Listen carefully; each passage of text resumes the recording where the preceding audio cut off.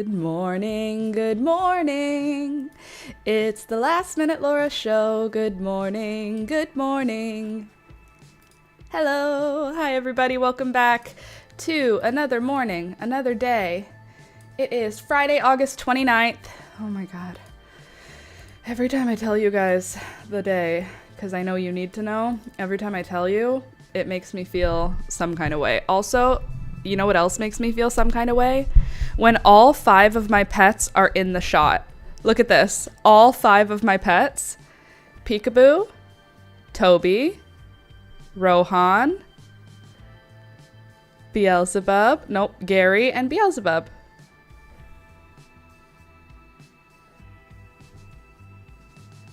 Oh, no, sorry. Gary and Beelzebub. But everyone's here. Look, everybody's here. What a great way to start the morning. I sing along when I'm this early. Oh, that's awesome, Candy. Oh, Candy, I was thinking about you because the celosia, you know, the one that we both are growing that is huge, weirdly huge. So I collected seeds from, I have the pictures. I'm going to find the pictures from Toronto again, from the seeds I collected, because I collected seeds from a celosia spicata. I thought it was a flamingo.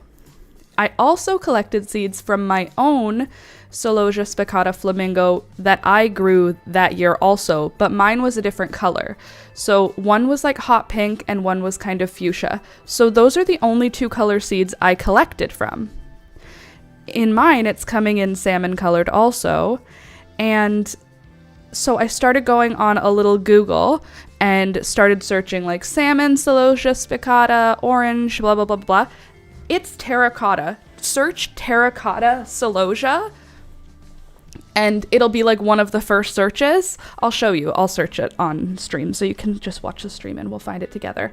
But it's a whole separate type of celosia. So I'm wondering if the celosia spicata flamingo is a cross of the celosia spicata terracotta, come on, and something else, and therefore I saved seeds. It may have cross-pollinated with itself, and therefore like a freak gene mutation came out. For me, there's no other way that makes sense because I did not collect seeds for any celosia that was that color at all. Like not even, that's not one of the colors. I'm obsessed with the view right now. Toby, where are you? I want him to lift his head up. Tobe. Oh my god, he's so happy in a sweater. Oh god, you're so freaking cute, dude. He's so cute. He's a little baby dinosaur. Look at with his little toys. I'm obsessed. This is the cutest thing in the whole world. Okay, now let's take us a quick sec to get into the Discord. Good morning, by the way, Candace, and good morning, Candy. Nice to see both of you.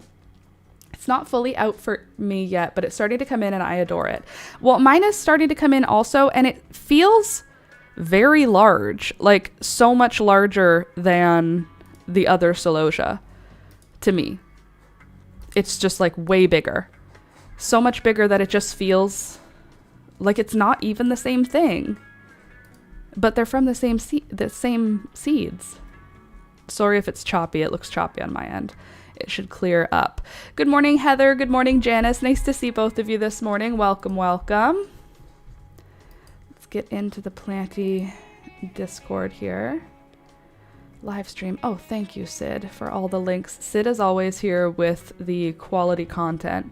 Sid is an internet person. You can tell because the stuff they post is like, I always find it useful. Okay, calm down there, computer. Encoding overloaded. What am I gonna do? Internet just fully had a meltdown. I love that for us. Just hold on a second. It always refreshes itself. I know. It's choppy.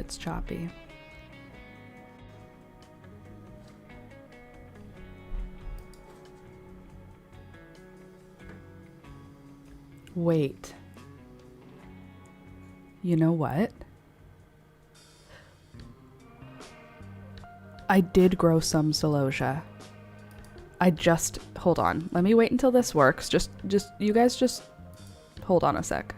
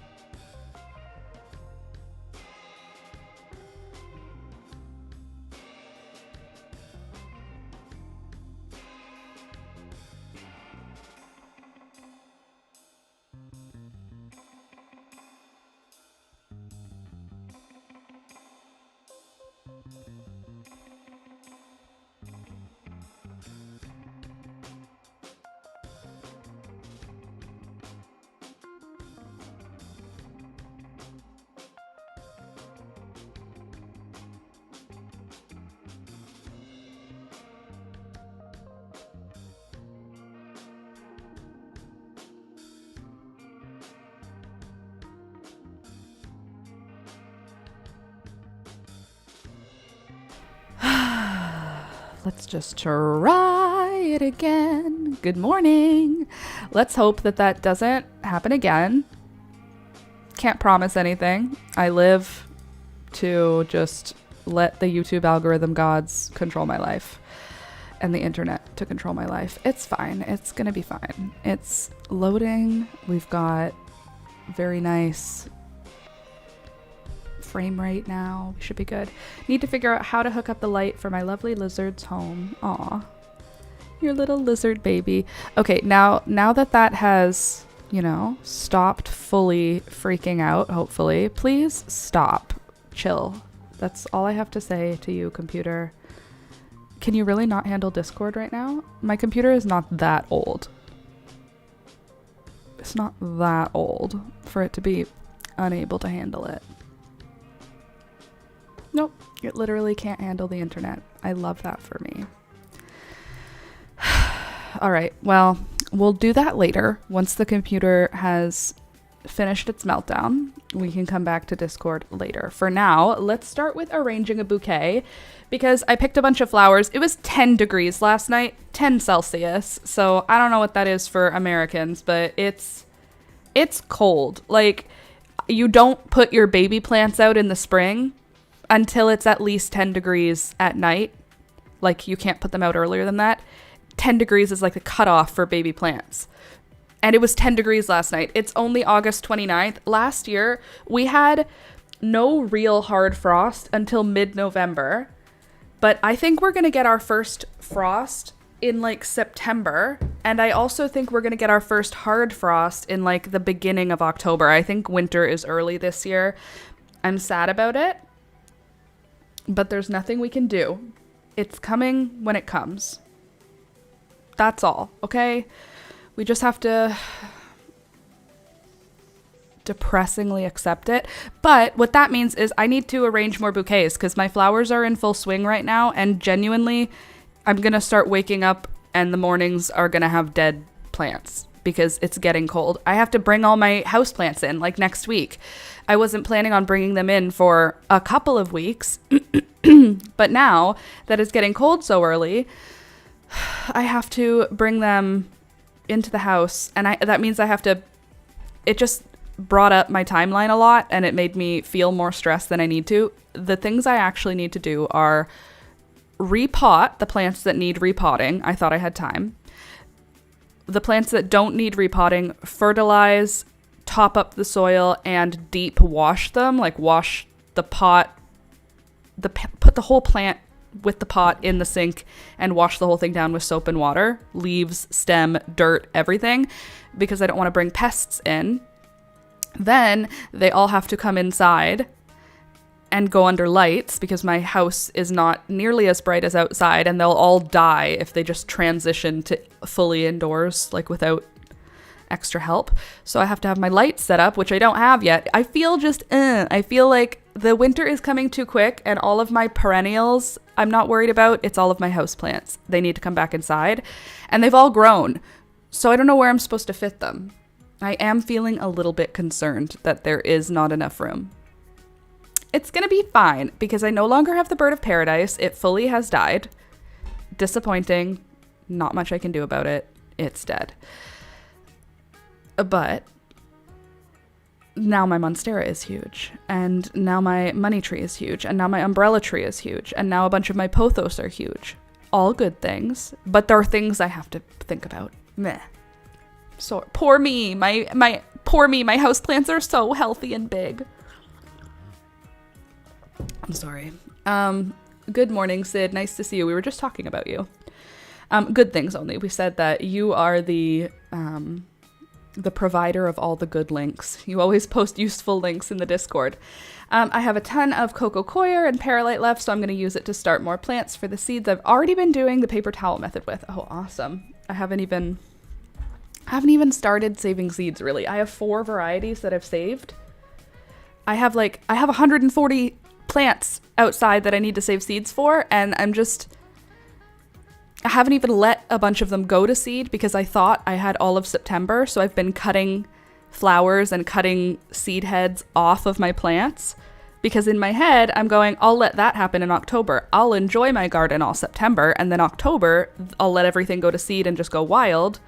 But I can't do that this year. I think I have to let it go to seed now. I think I should have already let it go to seed. It was 10 degrees last night. And maybe I'm crashing out over the fact that it's 10 degrees and I don't want winter coming. Maybe it's not. Maybe it was just a fluke and it's actually gonna stay. It's not. Winter's coming, guys. Oh, awesome. I'm always glad when shares are actually helpful or enjoyed. Yeah, Sid, you always have useful links. Whenever I click on your links, I'm like, I'm glad to have known that now. So I spilled a full half cup of coffee clearing my desk to boot up my computer. You've been watching the stream too long, Sid, because that is what happens here at least once a week. Okay, let's arrange flowers. I have this cute little bouquet. It's not arranged. I just cut the flowers right before stream. And then these things I cut yesterday. And I thought we could just amalgamate them into one large floral arrangement. I think I'm going to take these out and just put them on my desk for a sec, and then I'm going to refill this with clean water. Peekaboo, don't touch it. I'll know. Don't you do any crimes, Peekaboo. That goes for you too, Beelzebub.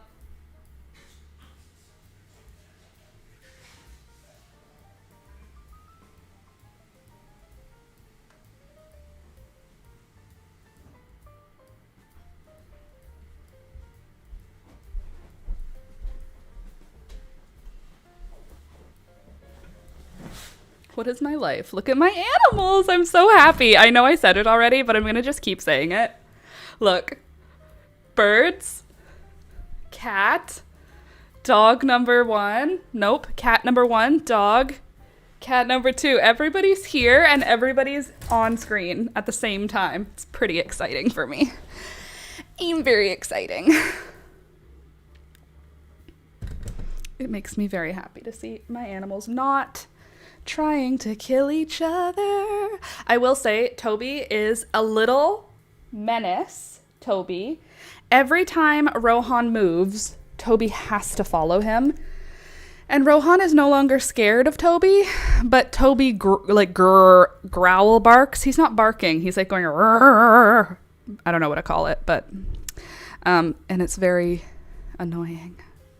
Let's see. Frost is coming. I am giving them new life. What's that? Went out to the outlet mall yesterday. They had ginormous planters with amazing plantings. Ooh, I clipped a few cuttings from the back of a few plants. My husband was like, "Are you stealing?" I said, "No, Frost is coming. I'm giving them new life." So here's what I think. I agree with you. I did that last year. I went to the public garden in my town, which is like in front of City Hall. And it was the night before the big frost, and it was the night before the city was going to take out the garden. It's an annual flower garden. So I went there and I picked flowers.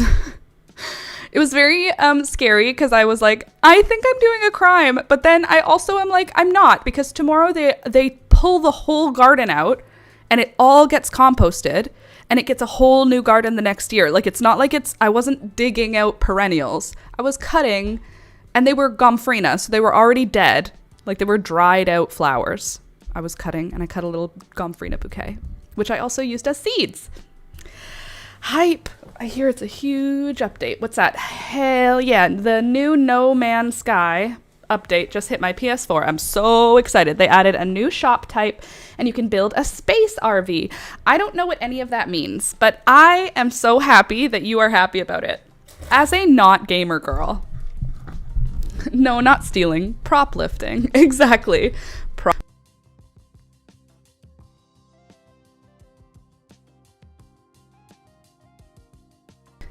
Come back. Okay, I'm back. All right, so first things first, greenery. For greenery, I have some of my beautiful marigold. This marigold is so cool because it smells so citrusy. It doesn't smell like lemon essential oil. It smells like the pith of a lemon or the pith of an orange. So it smells kind of bitter citrus. But there's a sweetness to it too, and there's also like a black pepper sort of note. I want to say it's like lemon, pith, black pepper, and then like parsley. Like, it's like a weird mix. Anyway, that's our greenery. It's one of my favorites from this year. First time growing this one. I got the seeds from a, what was it called? The agricultural experimental farm. The experimental farm in Ottawa. They have annual gardens, and in the fall I went last year and I took a seed head from this type of marigold, and it's so pretty. Like, look how delicate the leaves are. It's just such a pretty, and it has such long leafy stems. It's so pretty for greenery. I will say it doesn't make as many flowers as I thought it would. It makes flowers like how a normal marigold does, you know, a few at a time. And I'm sure by the time fall comes, it'll make like lots at one time. But it's not as many as I kind of imagined it would have. So if you're looking for it as a flowering flower to fill space with bright color, I would say this is not the best bet. But if you're looking for something gorgeous as greenery that also has a pretty flower, I would say this is a great choice for that. It does make flowers. They're just not, they're not as abundant as some other varieties that I grow. Okay, so now we're gonna arrange the bouquet like in my hand, and then we'll put it in the vase after. I have a cone flower. I think my big center thing is gonna be this amaranth, this guy, because it's so tall and I don't know how else to include it. This is like a native variety where I grow of amaranth. Like, this is a weed from my backyard. But I think it's pretty, so I'm using it. Next, I think we need to do the zinnias because they're so big and bright. My zinnias are doing really well right now, I feel like. I'm getting like a lot every day. Like what I picked today, I could probably pick every third day. This bouquet. But I can pick a different bouquet tomorrow and a different bouquet the day after that. Like, I have lots of flowers. This is just what I have for like the big zinnias for a day. One man's weed is another man's filler. Yep, that's the truth. And it looks so good as a filler, or as a, not a centerpiece, but whatever you would call that. Like I guess a centerpiece. It looks good. It's cute. It's vibes. All right. So do we do all zinnias in the middle and then build out? Maybe we do all the zinnias, arrange them, and then we can tuck all the other flowers around the zinnias so that they are kind of nicely. Oh, but I forgot. This is for Alex. Well, I didn't forget, but I mean, this doesn't need to have it doesn't need to be 360. This needs to have a front and a back because Alex does not turn his bouquets to enjoy them from all angles. He just keeps them facing one way for the whole time, which then means he doesn't see the back of it. So I try to do the greenery in the back when I know it's gonna be an Alex bouquet, rather than the greenery all around the outside. Because he's not gonna see it. Okay, that's pretty good. I feel like that's good. Now you can go to the back because you face forward, which is nice. The hella bugs that I bring into my house by being a gardener. Okay, that's pretty good, I think. Has like a main organization, and we'll just trim the longest ones. I'm not going to trim the others because they're all about the length I like. And then I'm going to just push the marigolds to the back of the vase. Actually, you should be shorter. Why am I using the worst scissors in the world for this? I'm using like thread snippers. Okay, and then we'll just fold it in. What does that mean? Fold it. I can't teach you everything, David. Just fold in the cheese. Okay. All right, that looks nice. Oh shoot, I just bent one of the zinnias. It's a bummer. Okay, zinnias in. I'm gonna grow dragon fruit. I'm gonna grow dragon fruit. That's exciting. Okay, next I have cosmos. These I think I'm gonna just tuck in, and maybe what I'll do is I'll move the flowers I have to use over here, and then I'll move the bouquet right here so that you guys can kind of see what I'm working with. Okay, so I have another big group of these marigold stems. I had to cut it because the plant was leaning. This one has a bunch of flowers in it, so I want you to see what it looks like when it's like flowering well. You see? So it's beautiful, don't get me wrong, but the number of flowers is not, it's not like overwhelming. It's like 1 or 2 per branch, which is great. This is fine. It's beautiful. It's just, if you thought you were getting like, here's what a regular marigold branch looks like. I also broke off one of those. Do you see it's like way less flowery per branch? But as a greenery, it's stunning. Absolutely stunning.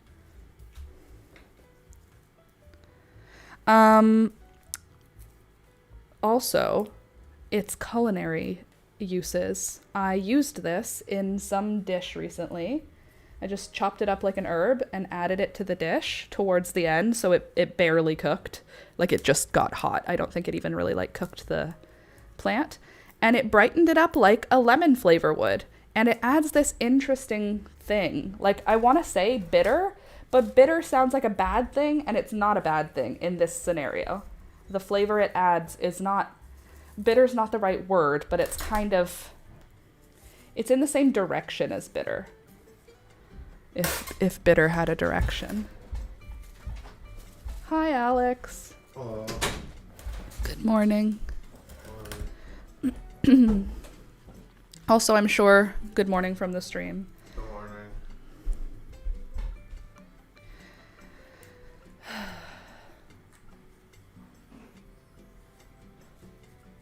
There we go. I also have hummingbird salvia, which is so cute. Look at that. Come on, camera. Look how cute she is. Aw, she looks like hummingbirds. Adorable. You can just tuck her right up there. These don't last long, but they're cute, so I use them as a cut flower. I wouldn't think that they're actually considered a cut flower, though. They fall apart pretty early. Like, I would say you only get 2, maybe 3 days out of them in a vase. It's not as bad as like a poppy, but okay, you do not have flowers. You have flowers. Okay, we're just gonna shove this whole branch into here, right over here, where the reds are. Tuck her in, like that and like that. Oh, this is the Burning Embers marigold, and it's so pretty. It looks so good. Okay, let me see if I can like navigate somehow. I'm trying to make it so you can like really see, But unfortunately, the best place for you to be able to see it would be off of my table. Because I can just hold it. I feel like this looks wrong. You need to come lower. You can come low. You can kind of go back a little more. Maybe you can come up. Okay.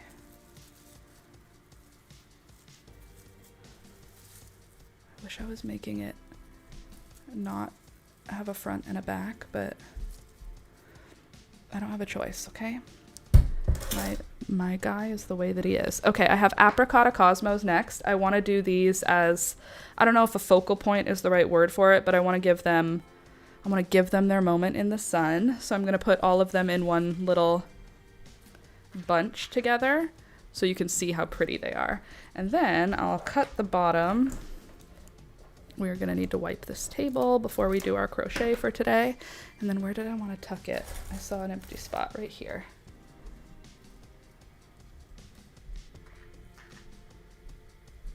There we go.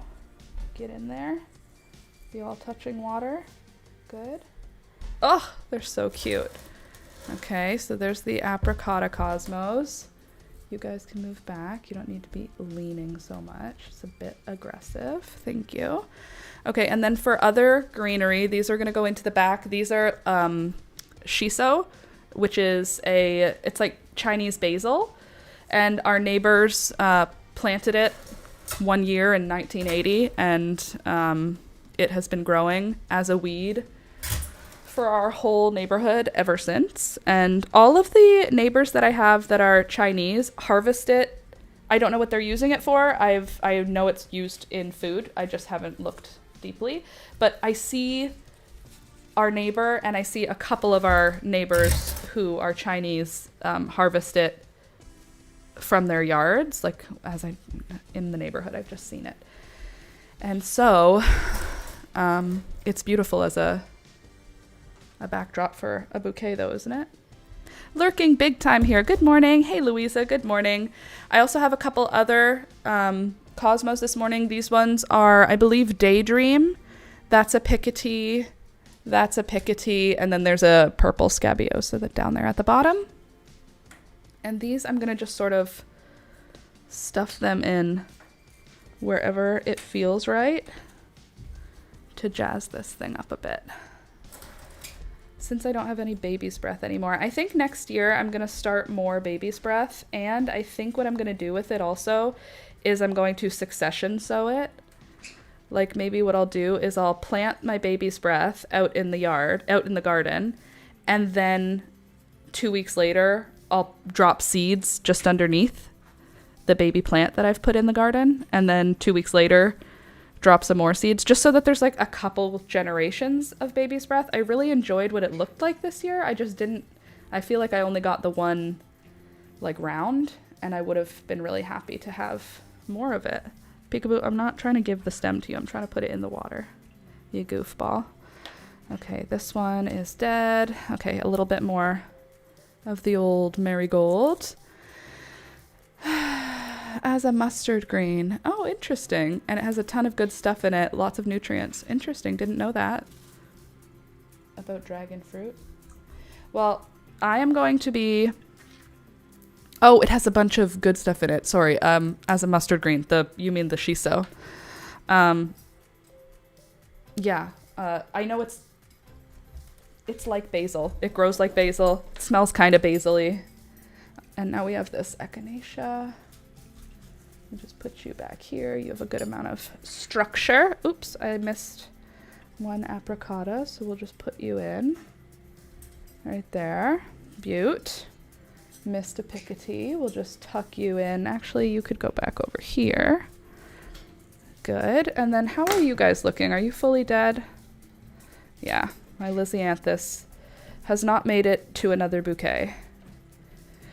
Your last bouquet. This Lisianthus has made it into 3 separate bouquets because of how long it lasted as a cut flower. Every time I was going to throw out a bouquet that had like died in Alex's office with that Lisianthus in it, it was not dead, so I just transferred it into the new bouquet, and 3 times it's made it into a new bouquet. It's a very, very prolific plant. Okay, I'm gonna put this over here so you can see the full thing, but first let me show it to you up close. Ta-da! Apricota cosmos, beautiful marigold, zinnias, more marigolds, cosmos, and then the shiso, which is like purple. And here's what it'll look like on Alex's desk. This can come out a little. You can come out this way. It'll be like that angle, I think. I'll zhuzh it up once I sit it down on his desk, but ta-da! Vibes. Okay, birds, don't touch these. You hear me? Don't touch them. Okay, I have to tidy up this table because there is a lot of greenery. Now just give me a sec to tidy up and then I'll come back and we will get to work on our crocheted sweater. Even though what I really want to be doing is painting.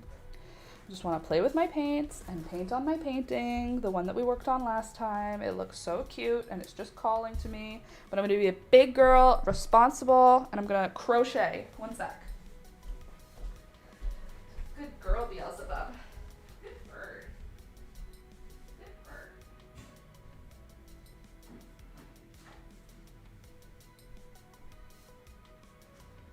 Good bird. Good bird. Not doing crimes. Good bird. I love when you don't do crimes, Beelzebub. You're a good bird. Hi. Gary, don't bite her. What is your trouble, Gary? Nice. My desk is always a mess. That is who I am.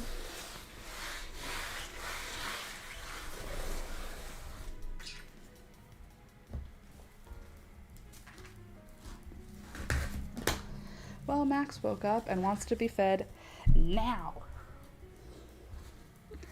Well, then go feed Max and then come back to us. Toby woke up this morning just so cute. I mean, he wakes up every morning really cute. He's like very happy that we survived the night. That's how it feels. And then Peekaboo comes in. When Toby wakes up, Peekaboo comes in the room. And then she starts trying to wake me up because Toby's up. And then Toby and Peekaboo are both walking on me and headbutting me. Toby is pawing me in the face. So we came upstairs and then Peekaboo was just whining. I'm telling you, like, she is such a suck. She wants to be fed 40 times a day. And she's so, in the morning, she acts like she never ate before. And she obviously has, as you can tell by just, look at the size of it. Oh, you can't see her. She's just off camera. Anyway, she's fat and acts like she's never eaten before every single morning, including this morning. Right, Pika? We just need to take some of this stuff. It's not yours, so I'm just gonna take it and move it, if that's all right with you. Oh, golly. Peekaboo, you're so just assume your gray hair gets all over everything. That's why I don't love when you lie down on this tablecloth. This is my filming background. You know this. This is my background for my videos. And now there's cat hair all over it, which means I have to wash it, even though it was brand new out of the wash yesterday. Do you even care, Peekaboo? Excuse me. Thank you. Here. You can lie right here. Good bird. Good bird, Gary. Good bird, Beelzebub. Yeah, good bird. There. There you go. Here. I'll even put the, actually no, this one goes over here. You have, okay, I'll put this right here for you.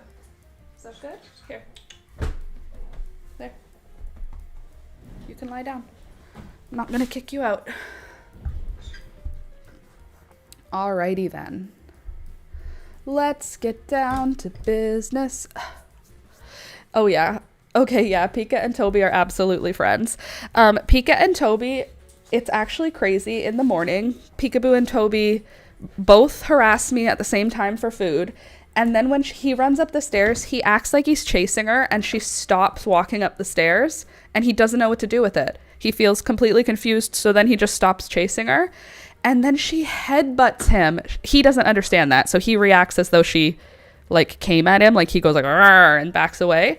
But she headbutts him. Okay? Do you headbutt him because you love him? Do you love the new dog? It's so crazy that she even doesn't hate him, isn't it?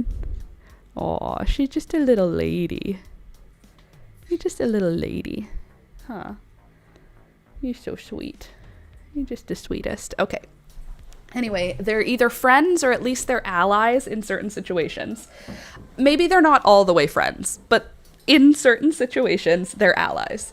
And I'm totally happy with that. And Rohan, so far, still hates Toby, but I don't really care. I honestly really don't care. I think that Rohan will come around if he comes around, and they don't fight. So if they just don't like each other, I thought that's what we were going to have with Rohan and Peekaboo forever. I thought we were just going to have two cats that ate each other, and that's the way it is. Nope.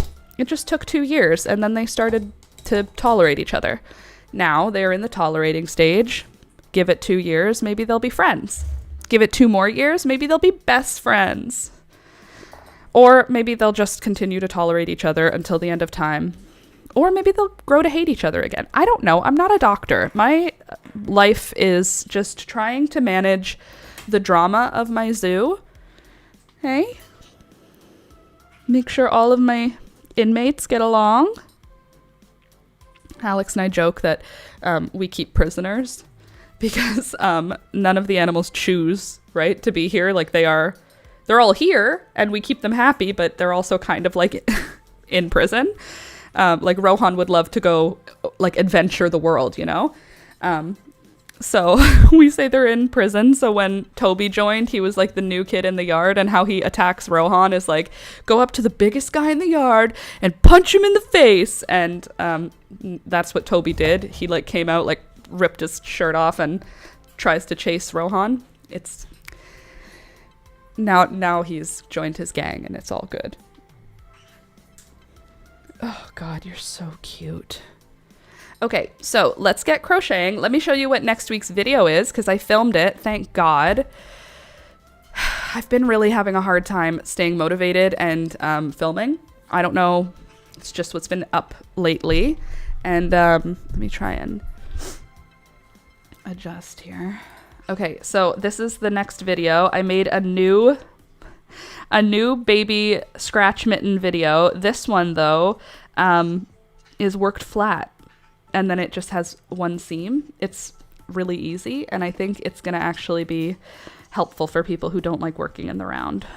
And it still includes a ribbed cuff, even though it's worked flat. It has a very cute ribbed cuff. Even though it's worked flat, it still has eyelets.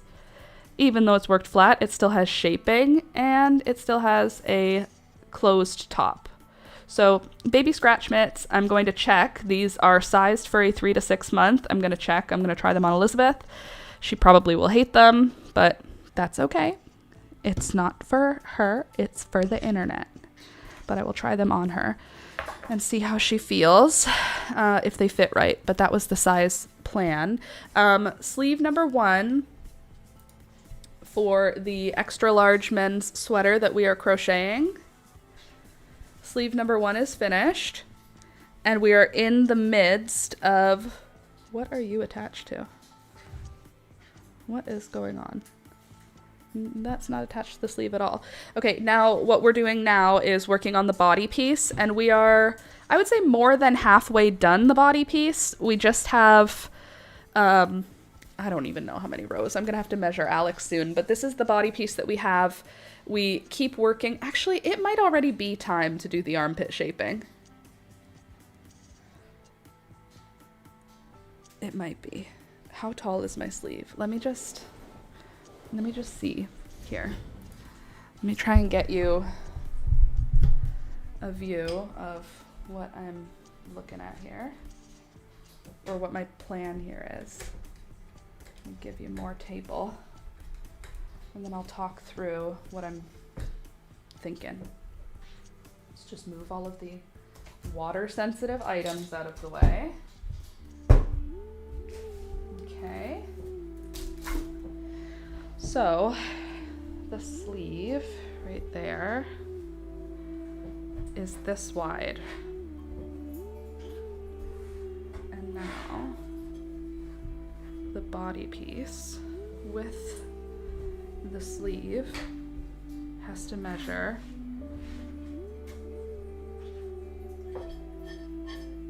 like that. It needs to match up. Is that enough? I think no. Hey, get off of there, Beelzebub. Thank you. Okay, so before we do the chest shaping, I need to measure Alex. I think that's what the problem is that I don't have a measurement. I just put the measuring tape somewhere. There it is. Okay, BRB, I'm gonna just go measure Alex from shoulder to, oh, that's a good idea, Candace. Just use another sweater as the measurement. Yeah, okay, that's a good idea.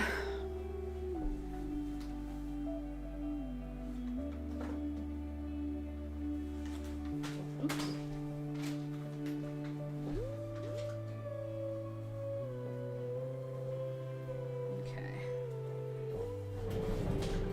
Use the floor because this is too big to go on my table.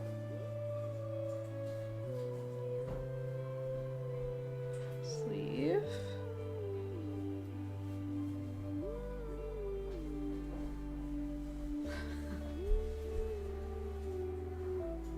Okay. This is all stretched out and weird now, but that's okay, size-wise.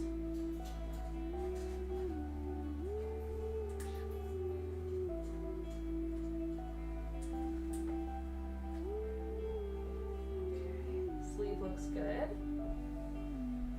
Oh, you can't see it at all. I'll tilt the camera, one sec. And then body.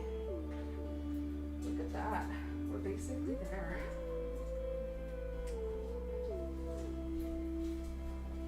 Okay, so let me just get this. I'm gonna do this. Whoa. There.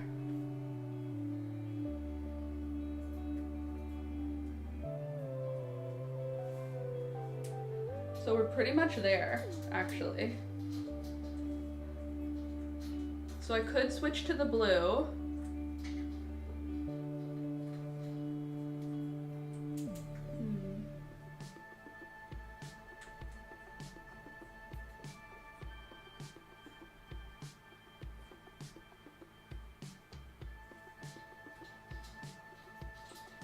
Or I could not switch to the blue and keep working in yellow a little while longer. Measurement wise, it's there. It's pretty much there. But it's not the same number of rows as the sleeve, which is fine. That doesn't make it awful. Where's the rest of the yarn for this project? Where did I put it? Definitely somewhere safe. And definitely somewhere that made the most sense. Oh, it's right in front of me. Here it is. Cool. Okay, so I guess we could do our color switch now. But I want to count my rows and kind of, maybe we can write out the pattern right now. Because I have the sleeve written out. Maybe we can write out I'm putting this sweater away. No, I'm not. I'm gonna use it as a measurement. Should I just put it away? No, I'm not gonna put it away because we're not done with it. Okay, I'm going to do the pattern now. We're gonna talk about the number of rows for things, and I'm going to write it out. But I will also, while I'm writing it out, I will show you what I'm doing as how I'm figuring it out. Okay, so here's my sleeve. Open her up. so that we can count all of these rows. Because I think we know I think the sleeve is written, but I just want to double check my work, and then we'll write the body. Ugh. Okay, I'll do this so you can see all of the animals, and then I'll do this. What will I do here? I can go like this. And then, hold on a quick sec, transform.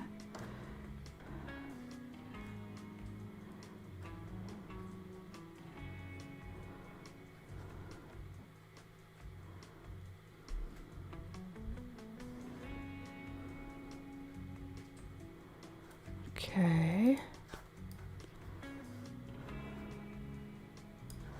Then we go like this.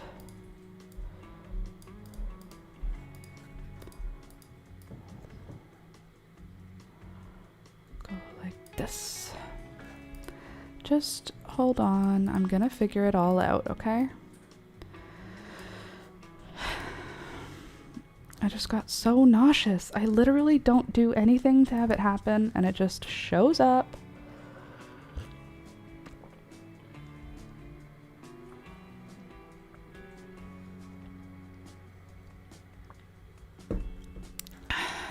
Oops.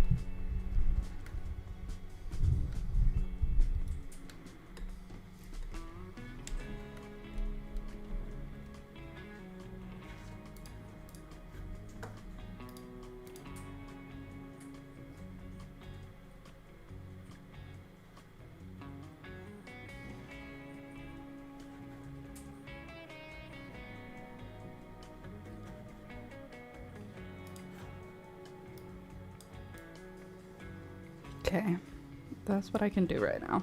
Hold on.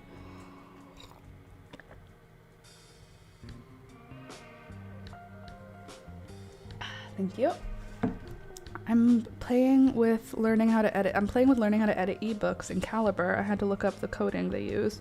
Feels like learning HTML for MySpace. The good old days, as it were. And are there consistent emotional triggers? I don't think so. Might be good to do an emotion and physical inventory when the nausea hits to see if you can't rule it out. Good idea though. Good. Pink looks super cute. Thank you. Yeah, that's a good idea to check if it's like some other reason. Okay, so, nope, that's not what I was trying to do. Nope, nope, yeah, there. Okay, now, welcome back everyone. We're going to go into the sleeve and let's see how many rows we've got up to. On my pattern, I have up to row 32. So let's see what we've got. We've got 5. And then switch color to thingamabob, 6, 7, and 8. And then back to yellow. And then 8 is that color. So 9, 10, 11, 12, 13, 14, 15, 16.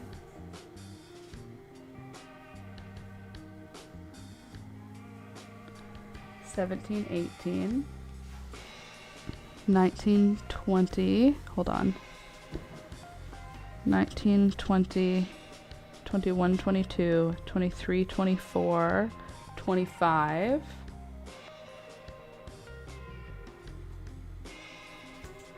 Hold on. 20, 18. Switch back. 19, 20, 21, 22, 23, 24, 25, 26. Okay. Switch back to the cream speckle. 27, 28, 29. Good. Switch to yellow. 30, 31, 32, 33, 34, 35, 36, 37, 38, 39, 40, 41, 42, 43, 44, 45, 46, 47, 48, 49, 50, 51, 52, 53, 54, 55, 56, 57, 58, 59, 60, 61, 62, 63, 64, 65, 66, 67, 68, 69. Okay, so then I go to 69. How am I going to write that? 33, because it's row 33. 33 to 69. So 33 to 69. Repeat 30 to 32. I think that works. Okay. And then now we're going to be in a whole new section for 70. We want to have it switch colors to mint.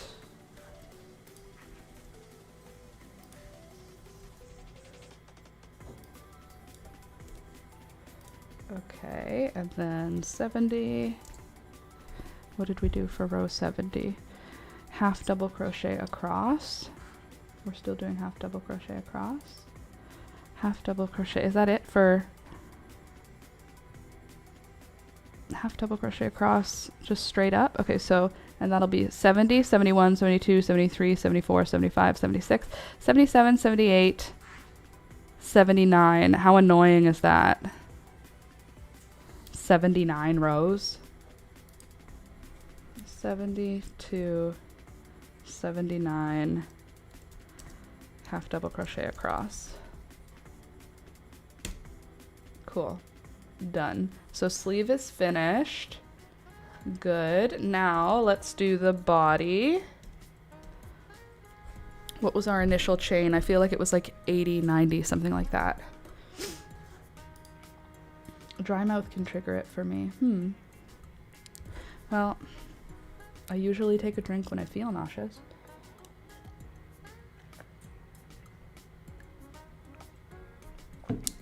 Okay. Now let's see, what did we start with for the body piece? 2, 4, 6, 8, 10, 12, 14, 16, 18, 20, 22, 24, 26, 28, 30, 32, 34, 36, 38, 40. 42, 44, 46, 48, 50, 52, 54, 56, 58, 60, 62, 64, 66, 68, 70, 72, 74, 76, 78, 80, 82, 84, 86, 88, and 89. 88? Is that right? Why didn't I write this down anywhere? That's the real question. Okay, so if it's 88 or 89. Okay, let me just hold on. This is our initial chain. So that's number 1, 2, 4, 6, 8, 10, 12, 14, 16, 18, 20, 22, 24, 26, 28, 30, 32, 34, 36, 38, 40, 42, 44, 46, 48, 50, 52, 54, 56, 58, 60, 62, 64, 68, 70, 72, 74, 76, 78, 80, 82, 84, 86, 88. Okay. 88 and a turning chain. Right? So 88, 89, 90, 91. I think that's it. Right? Because it's double crochet in the 4th chain from the hook will be our first one. which means we have 3 additional chains. So if it was 88, 89, 90, 91. Okay, that's what I'm going with.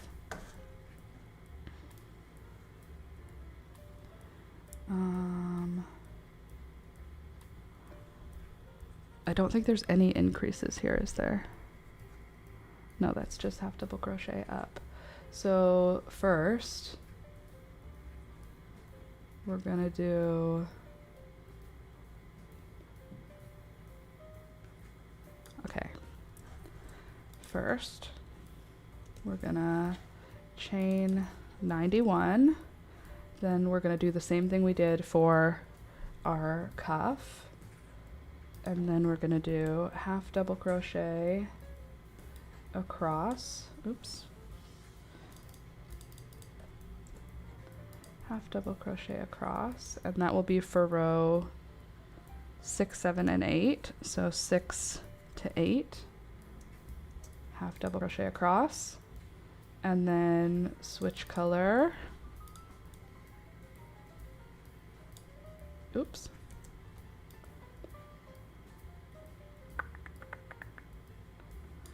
Okay. Like, I feel like I know what I'm doing, and then, do I though? Okay, half double crochet across, switch to yellow yarn,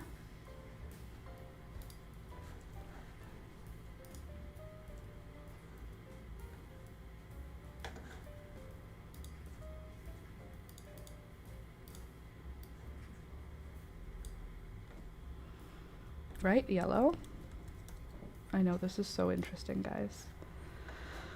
It's just what happens sometimes, okay? By the way, don't forget to click the thumbs up button. Okay, first, switch color to, oops, cream speckle, 8 half double crochet across. Then switch color to yellow. Then for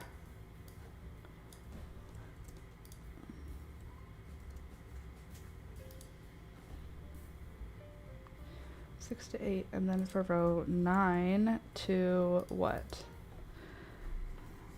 9, 10, 11, 12, 13, 14, 15, 16. So 9 to 16.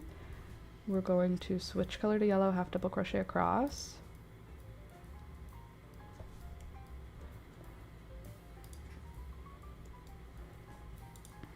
And then we're going to switch color to teal.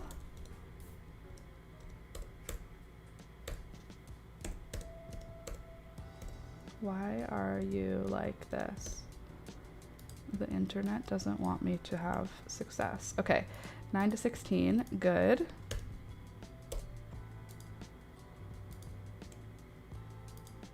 Nine to 16, then 17 and 18, half double crochet across. And then we're going to switch the color back to yellow.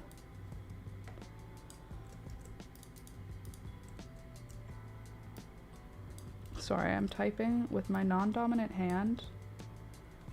17 and 18, switch color to yellow. Good. You know what? You'll be happy that I did this when you want the pattern, okay? So let's just pretend it's not like the most boring thing, pattern writing.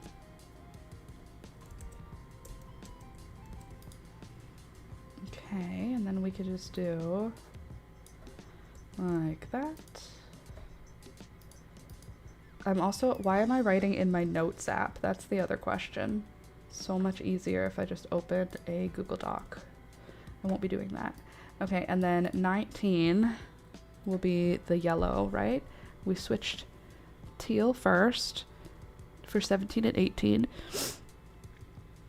Then 19, 20, 21, 22, 23, 24, 25, 26, 19 to 26. We're gonna crochet, and then we're gonna switch back to speckle, cream speckle, and then 27. So that's 27, 28, 29, 27 to 29, to 29, switch to yellow,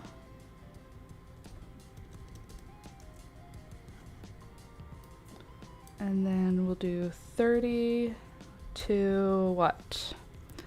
30, 31, 32, 33, 34, 35, 36, 37, 38, hold on, 29, so 30,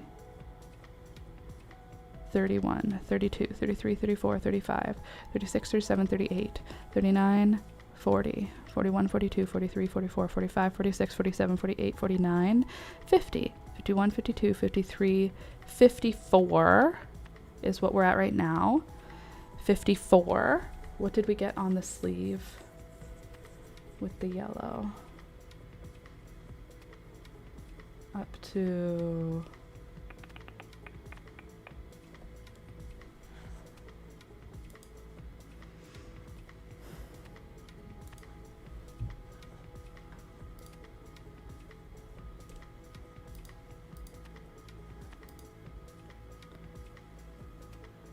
okay, so then 29, switch to yellow, 30 to whatever, half double crochet across, then we're gonna switch color to teal. We're gonna do one row in teal. Then for that row we will half double crochet across. Cool. And then after we've half double crocheted across, what are we gonna do? We're gonna slip stitch over, and we're gonna slip stitch over how far? 1, 2, 3, 4, 5, 6, 7, 8, 9. We're gonna slip stitch over 9 stitches. Slip stitch 9, slip stitch 9 or 10.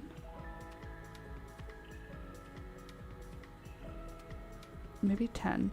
Slip stitch 10, chain 1, half double crochet in same stitch, half double crochet across, leaving last 9 stitches unworked. Okay, and then the next one will be half double crochet across after that for a whole bunch of rows.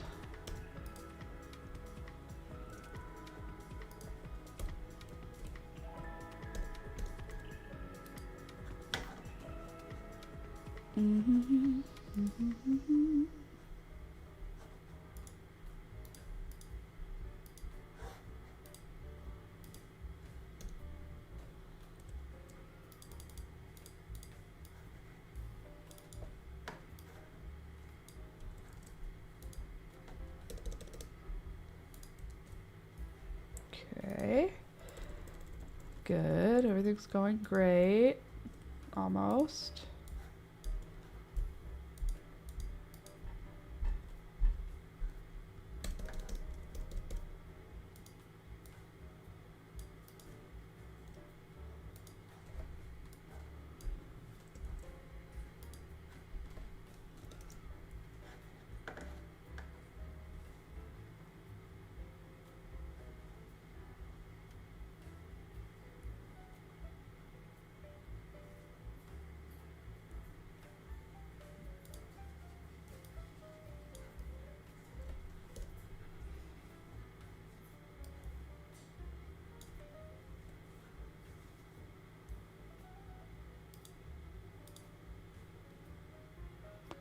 Okay, I know the instruction for this next part. I just don't know what the stitch numbers are. So I'm going to leave the row number, I'm going to leave the row number blank for this. Sorry, I'm mathing out now in my head how to decrease the shoulder, but I don't know that yet. So I'm going to roughly do it. So I'm going to half double crochet across in the teal, with a smaller rectangle. Switch to teal, slip stitch into the first 10. Yeah, that's fine. And then half double crochet across for a while. Half double crochet. The next one's going to be into the first. How wide is this going to be? Pretty wide. Probably I can do 16. Half double crochet into first 16.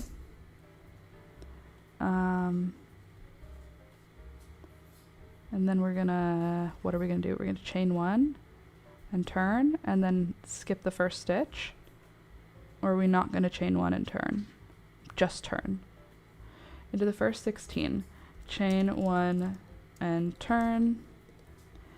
And then we're gonna skip first stitch, half double crochet in next, half double crochet across, chain 1, turn, and then half double crochet in, so we did 16, then we'll do 14 in first 14 stitches, chain 1, turn, and then we'll do skip first stitch and hold on. Okay, let's see. Half double crochet into the first stitch, into the first 16 stitches, chain 1 and turn. Then skip the first stitch, half double crochet into the next half. Why are you doing it IDC? Half double crochet, half double crochet, half double crochet across. Chain 1 and turn, half double crochet in first 14 stitches, chain 1 and turn. Skip first stitch, half double crochet in next,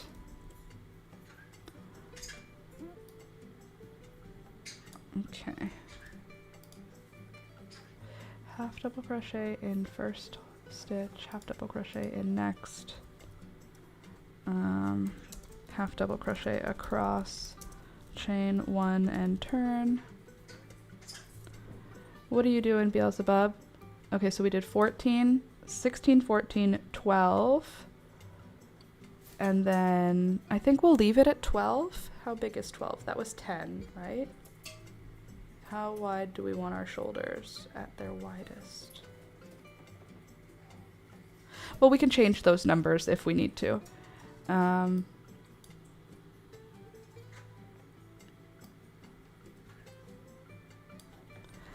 double crochet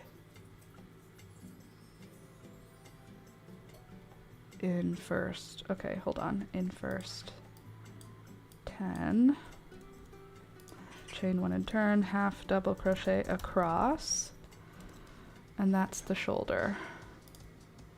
So half double crochet across, slip stitch, half double crochet, half double, okay, so this is shoulder 1, shoulder 2. So for shoulder 2, it's going to be the exact opposite. Shoulder 2. Beelzebub, don't touch my stuff. I won't be very pleased if you do that, madam. Okay, so we're going to start, we're going to do the reverse basically. So we're going to attach the yarn at the first 16 stitches. Chain 1 and turn. 16 stitches. Okay, so we're going to attach. Hey, get out of there, Beelzebub. Go on. Get off of that. Trouble. So we're going to connect the yarn at the 16th stitch from the edge. Then we're going to chain 1, half double crochet in same stitch, half double crochet across, chain 1, turn. Then that should be 16. So we connected at the 16th. Then we half double crochet across at 16. Then we chain 1 and turn. Then we go into the first 14. I think from here we just do in the same thing. First 16, after 16, chain 1 and turn.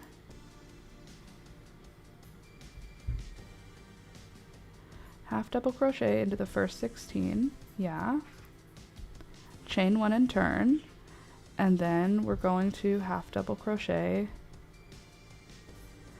What I'm wondering is, am I doing it into the 15 stitches, or am I still going to try and do it in 14? Because if we go, I think I have to do 15 stitches to make it. Beelzebub, stop it. Stop. Stop. Go. Thank you. Okay, so for the shoulders, I think I'm going to break them down into the rows that they actually are in. So if the shoulders are going to be their own rows, right? Then we can do this, and I'll know how many rows I need for the other shoulder. For example, shoulder 1 is 8 rows. If that's enough. Is that enough? 1, 2, 3, wait, 2, 4, 6, 8. From shoulder down to front neckline. We might want that to be a little bit farther down. We might want that to be 10 rows. So with that in mind, we'll do into the first 18, then 16, then 14, then 12, then 10. That's what we'll do.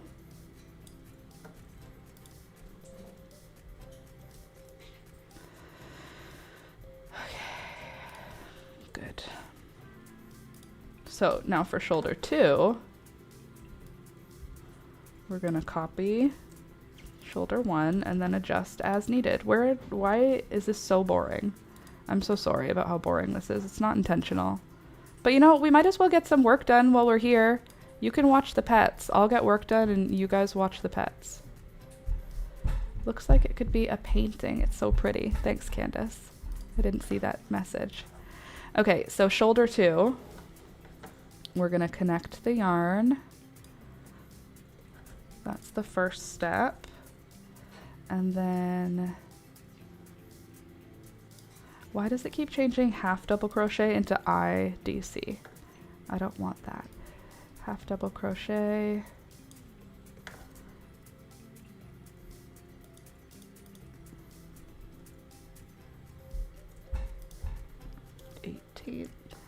Half double crochet across, chain 1, turn,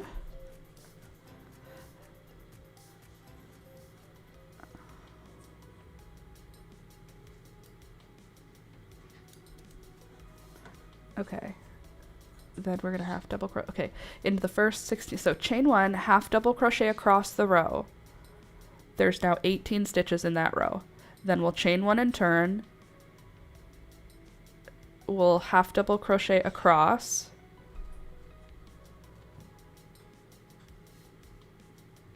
half double crochet, okay, we started there, then we're at an edge, so we half double crochet into the first how many stitches?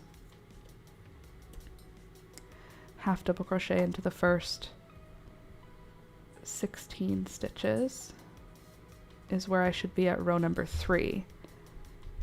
So what I think I have to do is half double crochet into the first 17 stitches.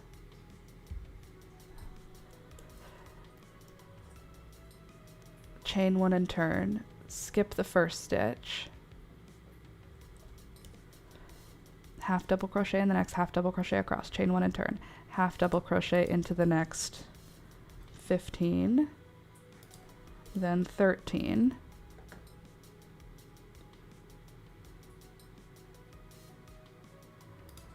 then,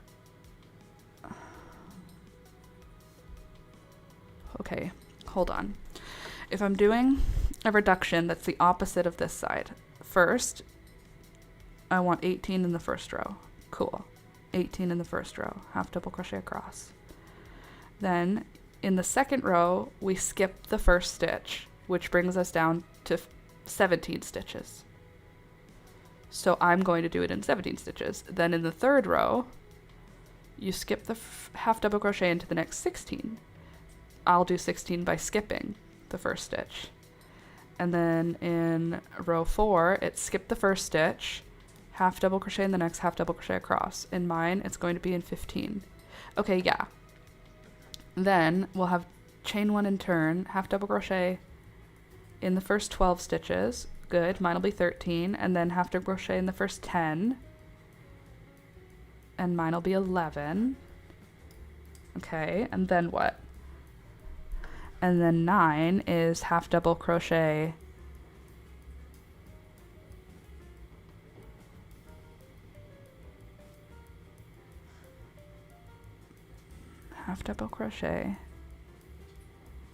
in 12, skip the first stitch,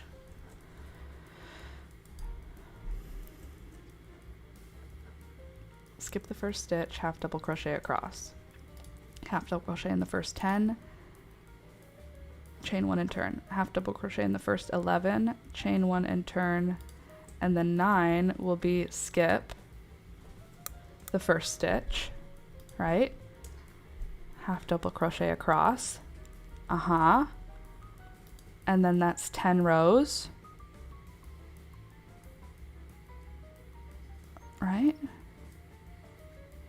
And then okay, let me try this one more time. It's gonna be fine. Let me just hold my horses here. Row number 9. Row number 9, half double crochet in the first 10 stitches. Row number 9 is skip the first stitch, half double crochet across, and chain 1, turn, and then 10 is half double crochet across, and then 11 is single crochet across. Okay, cool. I think that's good. I think we've got the shoulders now, the neckline, whatever. That's good. And then the main body. Body there, and then switch color.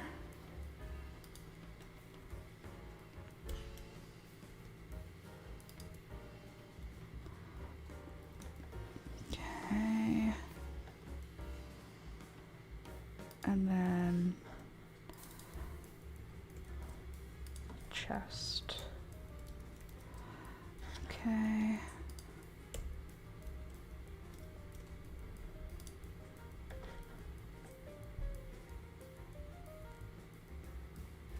Okay, I think I've got it all nice and organized now, which will be useful eventually when we want to share the pattern. Okay, the sleeve is done. Now we have body, which includes the, I guess this is the front body, and that includes the ribbed hem. No, I don't need that to be in title. I need that to be in heading. This is the, what did I just say? Ribbed hem.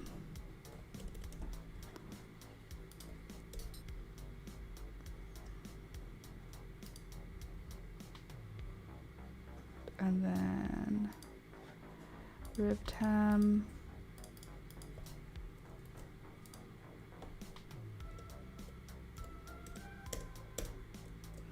And then it's the main body. Okay. And then it's chest.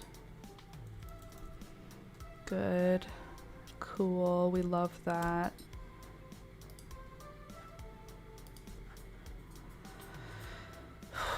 And then we have shoulder 1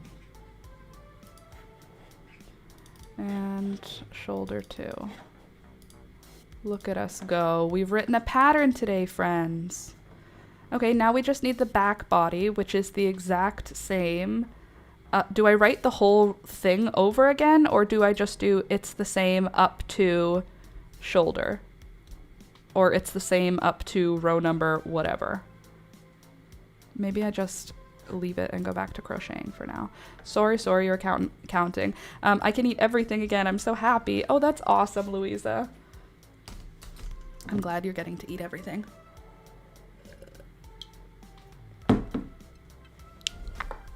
Okay, that's a 4mm. I need a 4.5.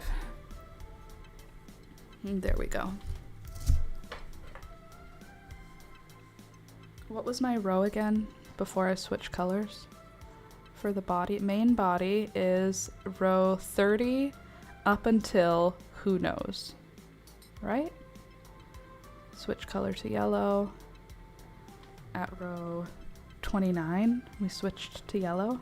So that means row 30. 30, 31, 30, hold on. 30, 31, 32, 33, 34, 35, 36, 37, 38, 39, 40, 41, 42, 43, 44, 45, 46, 47, 48, 49, 50, 51, 52, 53, 54. Does 54 seem like enough rows? Yeah, I guess. 30 up to 54. 54. And then we're going to switch to teal, half double crochet across for 55. And then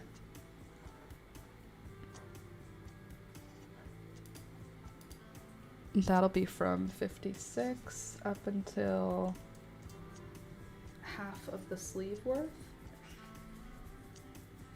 Right? Right. Cool. All right, it's gonna be fine. We're doing great. Everything's going exactly how we want it to. Don't even worry about it. All right, now let me try and find a nice angle so that we can enjoy each other's company while you watch me crochet. Okay, did I decide we're gonna stop here? I think I did. I think I said we're done. Which is super cool. And we're done here. So we're gonna stop. We're gonna cut the yarn. And we're gonna switch to blue. Right? Right. Right. It's happening. Wow. Sharpest scissors in the cabinet. I think we're still awesome for the amount of yarn that we have, except I'm a little nervous because this is all I have left for the teal. And now I need to do a huge chunk of sweater in teal. And I'm not really sure I'm gonna have enough. So the back might look different than the front. That's fine. The world is a unique and beautiful place. Yarn over. Insert the hook into that last stitch. Yarn over, pull up a loop. Then I'm gonna tie my stitch here.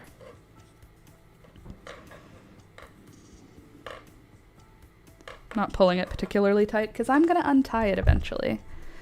All right, and then we're going to yarn over and pull through all three, chain one and turn.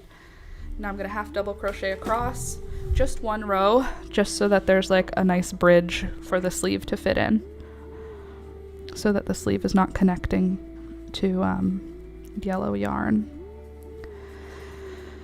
Do we have a new baby? We do. Oh, you know what? This could actually be a cool spot to do some, what's it called? To do some color work. Is that what the word I'm looking for is? Color work? Tapestry crochet? Whatever. That would be a nice way to save some of the teal yarn.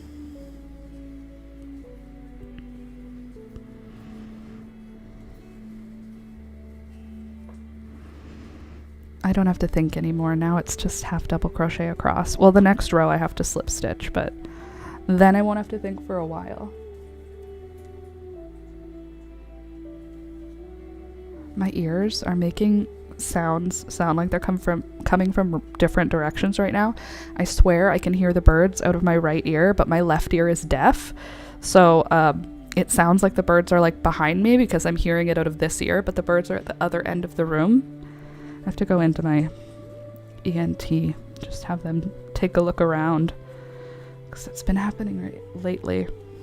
Like within the last, I don't know, 3 months, I feel like my directional hearing has been so wrong. Welcome back, little mama. How's everyone settling in at home? Yeah, Louisa. How is home? Does it feel full now? Does it feel finished, complete? Or did it make you go, oh god, we're gonna have another kid after this?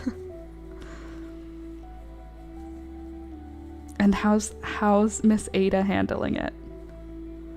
What's she feel like? Does she love having a little sister? That's so cute. Also, my skin is still upset. In case you was wondering. By the way, yesterday was Wilson's 3rd birthday. He's a big baby. Oh, happy birthday, Wilson. Wow, really? That's sad. I remember when Wilson was new.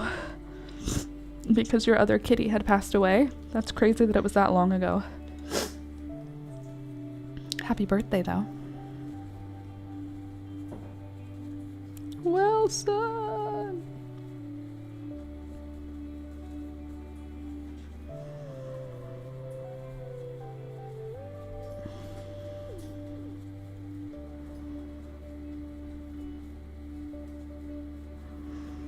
I want to make a single crocheted sweater, but that'll have no stretch, so I need to do it out of something like really comfy. Comfy cozy.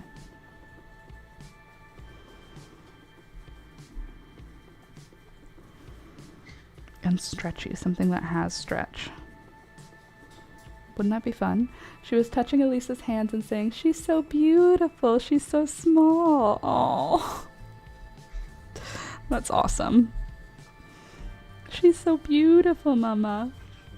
That's so sweet. Did you cry? I bet you've cried lots of times. Every time Ada's gonna say anything about her for a while, I bet you'll cry.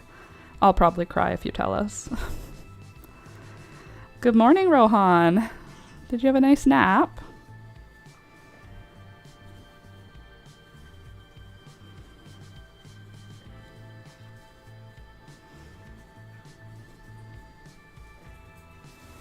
How are you doing, Elisa? How are you doing, Louisa? How you feeling? How you healing? Isn't that crazy? You had 0 children when you joined the stream, and now you have 2 children. This stream is where babies are made. Okay, so I'm going to be slip stitching for my next row because I'm doing the body now. Or this is the armpit that I'm working right now, and then I'm gonna turn my row around and slip stitch into the first 10 stitches. Beelzebub, get out of my makeup. Get out of there. I leave one drawer open in my little makeup cabinet, and she is in there trying to take my makeup brushes. She wants to tear apart every beauty blender. You're so rude, Beelzebub.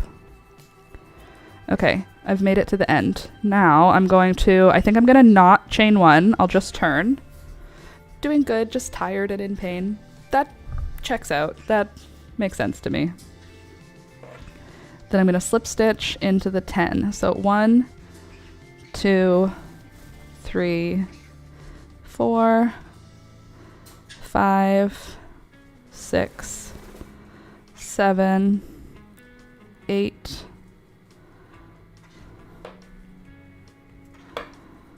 9, and 10. I almost wonder if I should just slip stitch into like the back loop only so that it doesn't show up on my project. Or in the front loop only. This is a back side. Yeah. So I think I'm going to do it in the front loop only so it's just easier to hide the slip stitches.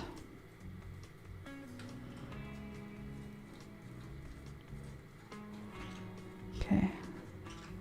Well, the first slip stitch will go through both. Okay, calm down. There we go. And I'm doing them nice and loose because these are going to be not on the other side, so we don't want them to restrict any movement. And then I stopped counting. Hold on. 1, 2, 3, 4, 5. And I'm doing front loop again because this is the inside, so it'll be hidden. 6, 7, 8, 9, and 10. And now into that 10th stitch, I'm going to do a half double crochet. And then I'm going to half double crochet across, leaving the last 9 unworked, right? Or 10. Leaving the last 9 unworked. 9 feels... No, that's right. It's right. 9 unworked. So now I'm going to half double crochet across. When I get to the end, I'm not going to finish the row.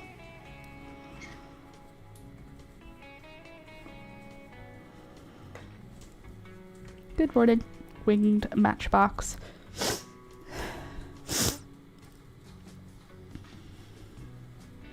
Sorry, I don't know what the sniffles are from. I also have to pee, which is like TMI perhaps, but also is it? Let's be honest. What is this live stream for if not oversharing? Okay, I'm gonna leave the view like this so you can watch my animals be criminal, probably try and eat my bouquet, probably try and screw around with the stuff on my desk. Hopefully they won't, but like they might. So I'll be right back. I have to go pee, and when I come back, we will continue working. I'll turn the music up for you. Just talk amongst yourselves. Don't forget to click the thumbs up, and I'll BRB.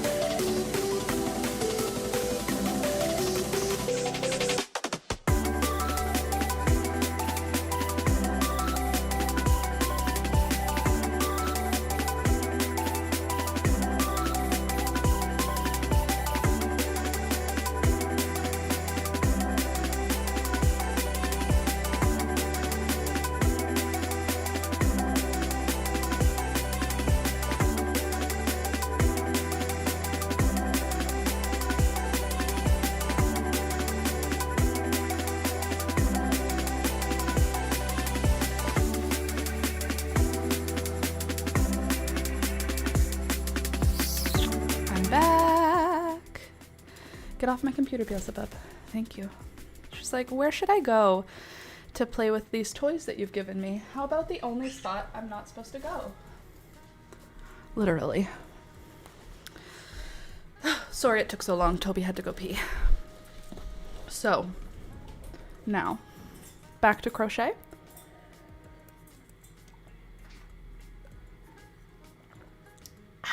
Thank you. Now, let's get back to work. First of all, if you have not yet done so, please take a second and click the thumbs up button.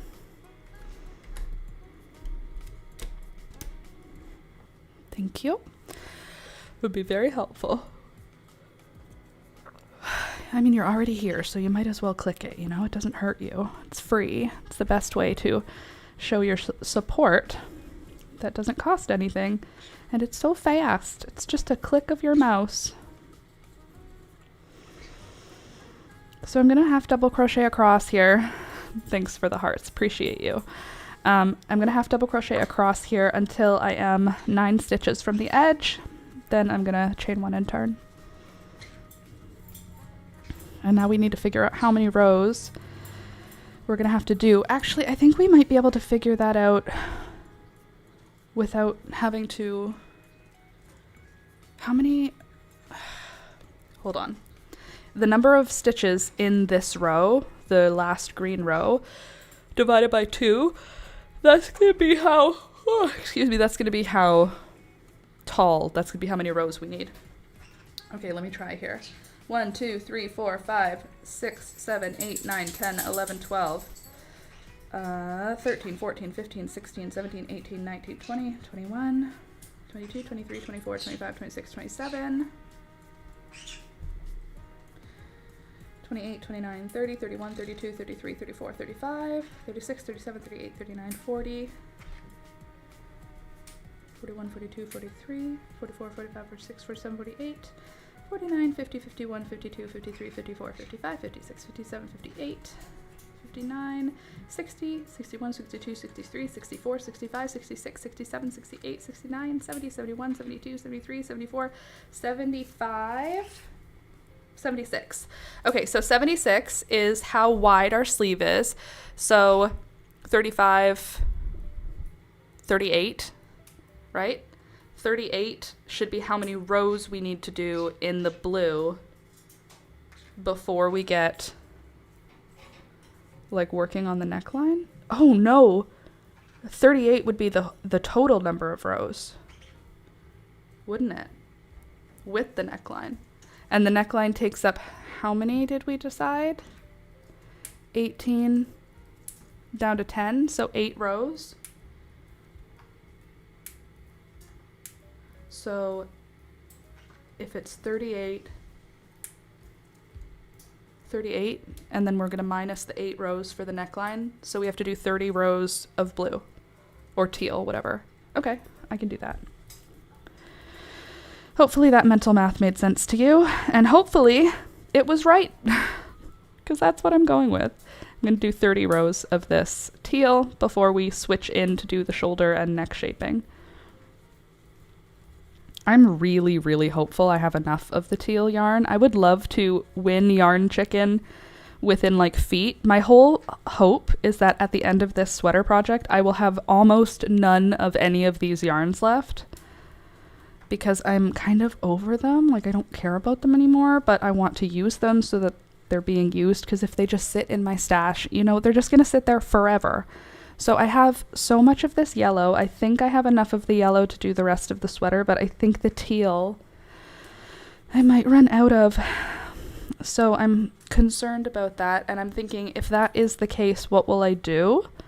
And I don't really want to use the speckle yarn, because after using it in this area, I noticed it's thinner than the yellow. Like, the yellow has a thicker feeling than this, and I don't think I would want the shoulder to be made of this, and that would be when I would be putting it in, because that's where I would run out. So that's kind of like off the market for me. Would I switch back to yellow, or would I put the creamsicle orange in, because that's what our hem, like that's what the stuff is. So like in a worst case scenario, having the top in that color wouldn't be like criminal. hopefully.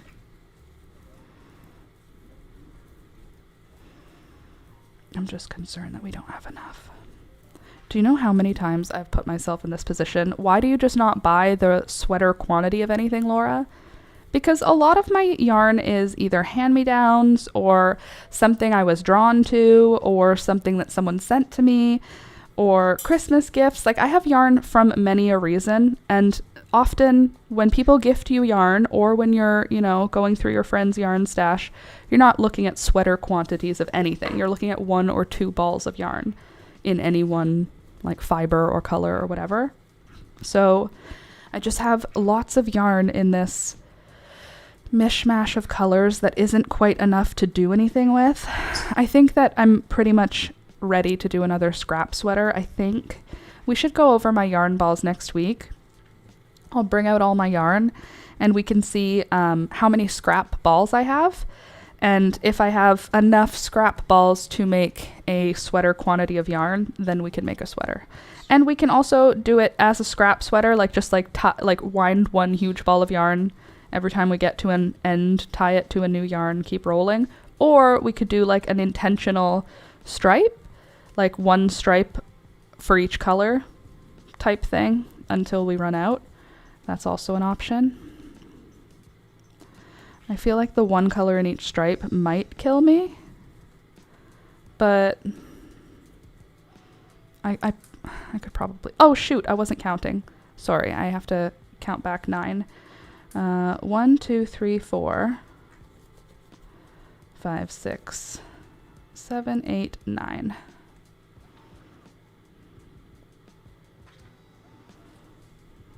Okay, half double. Anyway, so that might be a good, like, autumn plan, you know, like, or like a winter reset for next year. Maybe like to get ready for 2026. Our 2025 scrap sweater could be a nice way to wrap up the season. We could make it like fit me, like an actual fitted garment, which would be kind of fun. Usually I just make them to fit, oops, not that. Sorry, I'm trying to get it. It's clicked on something and it's really annoying me. There, okay. Sorry, my screen looked annoying. Anyway, so we could design some kind of sweater, or we could design some kind of project. We could do a pet bed, like a throw pillow. I just feel like I always love a scrap sweater. Don't you love a scrap sweater? So for me, it feels like that's a good idea. I also have to make Toby a sweater. You can see today he's, oh, you can't see him. Where are you, Toby? Where did you go? Oh, you're on another dog bed. Okay, he's on a dog bed below my desk. He has multiple places to lie down in the room. Anyway, this morning it was 10 degrees Celsius, which is too freaking cold. Like, it's August. So anyway, it's cold, and Toby was like shivering outside very dramatically, like he was not okay with the temperature. And I mean, he's 4.5 pounds, so was he being dramatic, or is he actually just so small that it was very, very cold for him? Maybe like a little bit of both, but more leaning towards he's not being dramatic. It was very cold. Scrap pet bed. Yeah, you like an idea of a scrap pet bed? I can do that. I kind of want to do the large rectangle method where we, like the bag I just made, is it hanging? Yeah, this guy here. I kind of want to do that, but as a pet bed. I even mentioned it, I think, in the tutorial. Oh, I'm nervous that we only get 30 rows to do, and I'm already on row number 2, and it just doesn't feel like I'm gonna have enough of this green yarn. There's so much. The row is so long. Is 9 gonna be enough? All these questions. Because this has to line up with this. And that'll stitch into there. Okay, that lines up perfect. It's 10 rows, technically. but that'll line up. It's a good donation project. Oh, that's true. Maybe that'll make it marketable. Wouldn't it be nice if I had any idea what the YouTube algorithm wants? But Laura, you could just look it up and do some background research to find out what the algorithm wants. Well, I won't be doing that, but thank you. Yeah, I'm actually panicking now about the blue-green yarn. I think we are definitely going to run out. So I think the chest is going to all be in that highlighter orange, which I don't know if I like that. It's going to be fine. Stop panicking. It's a crochet project. We don't need to panic. But I have a whole plan for it. Did you see my plan? This is my plan. But what if we don't have enough green and then it doesn't work? That'll be so sad.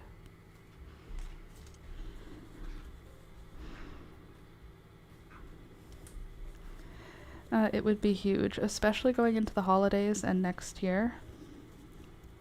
Yeah, I think that's a good idea. Maybe a November project, because it'll be cold. People will be looking at their stash after doing a bunch of Christmas gifts, and they'll go, I have so many random small balls of yarn. So maybe the first week of November is a good idea for that. Good call. My birds are being so cute today. Oh wait, you can't see them. Hold on.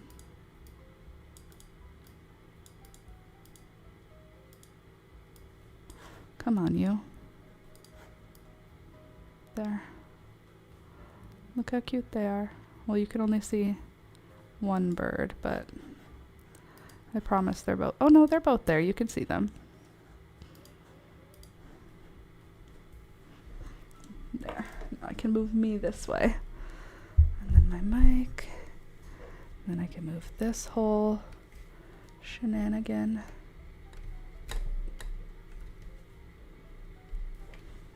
There. Beautiful. Where is my yarn bowl? Oh, right beside me. Cool beans. Put you through. Put you back over there. Aw, we could make it look all cute from the overhead. Love that for us. So what's everybody getting up to this weekend? Anything fun coming in? I feel like I have no real plans for the weekend, but I have stuff to do. I have a full video to edit because I only filmed it yesterday. Okay, let me double count. Make sure we only have 9 unworked stitches. 1, 2, 3, 4, 5, 6, 7, 8, 9. Good. Crochet, crochet. Am I putting one here?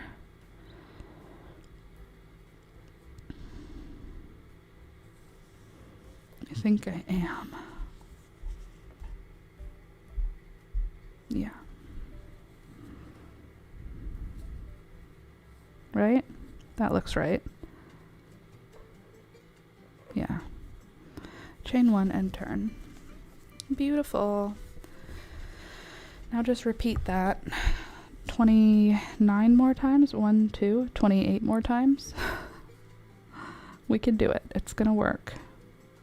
Just believe there's gonna be enough yarn to do the other body and the other sleeve piece.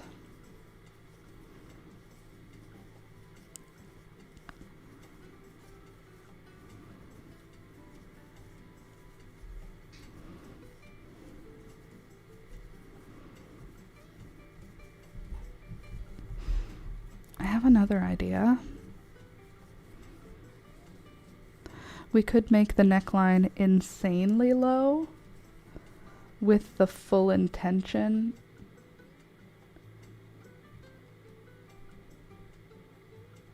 of crocheting in the round to finish.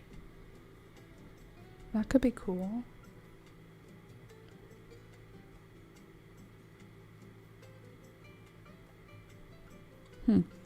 Sorry, I'm thinking of what I could do if I wanted to make this difficult.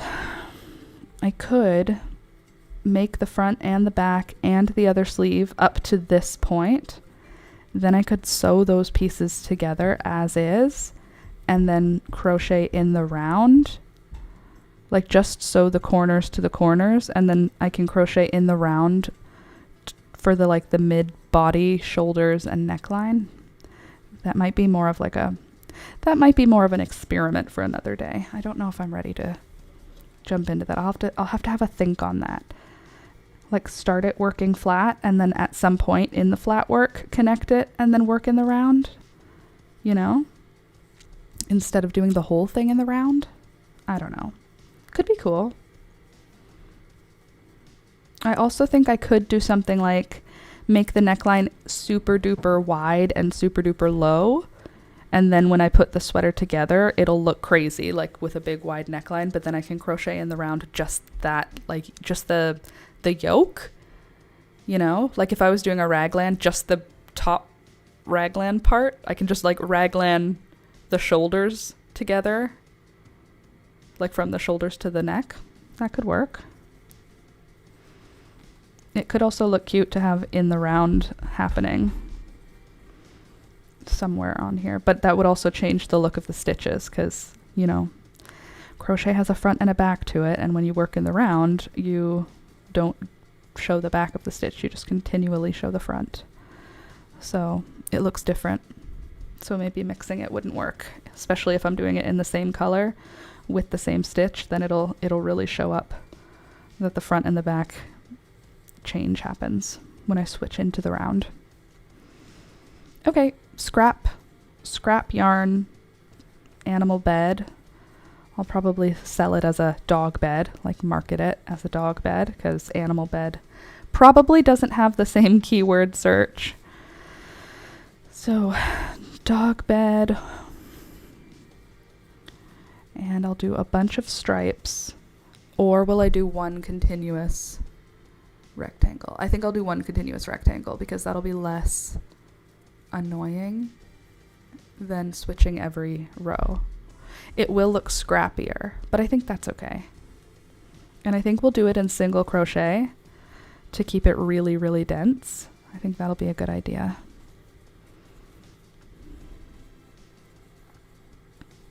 Cool. Thanks for helping me think that one out. I feel like it's more or less fleshed out. I'll have to figure out what I'm going to use as stuffing. Like I have pillows I can use, but how to make it for a tutorial, you know? Because everything has to be a tutorial. It's like everything is content. Well, every crochet item must be filmed. It would be huge. Oh, I'm rereading, especially going into the holidays. Okay, chain one and turn. Beautiful.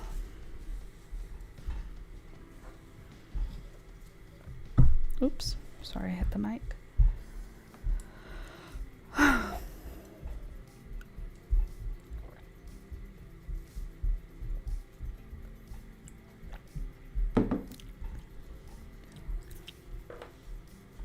Alrighty then. Can I get all 30 rows done? That is the question. Hi, I'm driving to cut flowers at the apple orchard. How are we? Oh, fun. Gonna cut flowers. That's so nice. We are good. We are crocheting a extra large pullover, and it is going okay, I think. But we are having a little bit of yarn chicken panic about not having enough of this mint yarn. And like, I'm not gonna go to the store and buy it. I will be using some of what I have to fix the problem if I do lose that yarn chicken, which honestly, it's looking more and more like that is the case. Because I'm pretty sure I divided the teal yarn in half, like into 2 balls. So that would mean that this ball would be for one sleeve and one body piece, and this ball would be for one sleeve and one body piece, and there's only this much left. So am I going to get the whole rest of the body done with that? I don't think so. But like, stranger things have happened, right? Maybe. maybe it'll be fine. Maybe it's gonna be fine. I'm sure it'll be fine. So this weekend I have to edit the baby mitten video. I have to plan a few videos so that I actually have something. It's so easy for me to just be like, I have nothing planned. I guess I'll not work today on any videos. I'll just do only online work. No, that's not, I can't. I have to film. So I think I need to have a game plan for next week so that I can like buckle the heck down and film a bunch of videos. I need to film a bunch. Like I can't just film 1 or 2. I have to try and I need to be filming like 2 or 3 videos every week for always. That's what I should always be doing to create a back catalog of videos and eventually to be able to upload more videos more often. It's hard, okay? Being like consistent is hard. So I just need to keep saying it out loud so that I can hold myself accountable to it. And then I'll become a millionaire. Not quite, but maybe at least I will have 100,000 subscribers on YouTube. Subscribe. How often am I friggin' moaning about YouTube? I'm so sorry. I apologize. I know that's not an interesting topic for anyone except for the very small minutia of people who are doing it, but it's like a consistent and constant topic in my life, so I can't not bring it up. It is a chunk of my life, you know? Anyway, thanks for being patient with me as I drone on. Let's talk about something more fun. Like that my garden is so beautiful, except the weather. Frost is coming early. Like, mark my words, we're getting an early frost this year.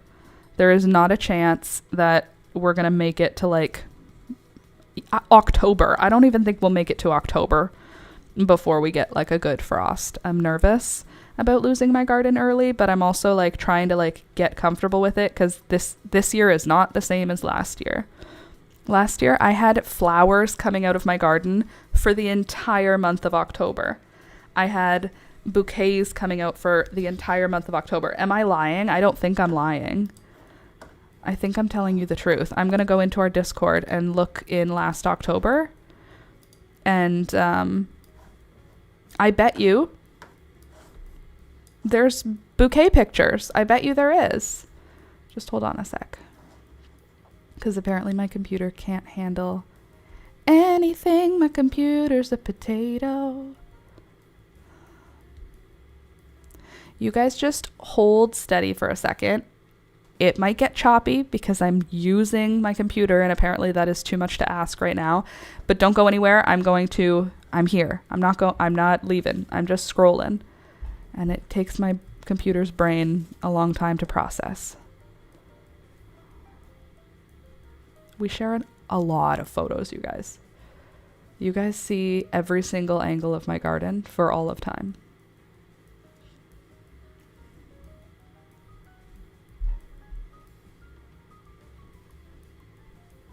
Okay, we're still in spring of this year. So let's get back to fall of last year. And then I'll open it up so you guys can see. You don't need to watch me scroll. It's not interesting. All right, we're in... Oh my God, how are we still in June? You guys, we show so many photos of the garden. Thank you for putting all your photos of your gardens in here. Hey.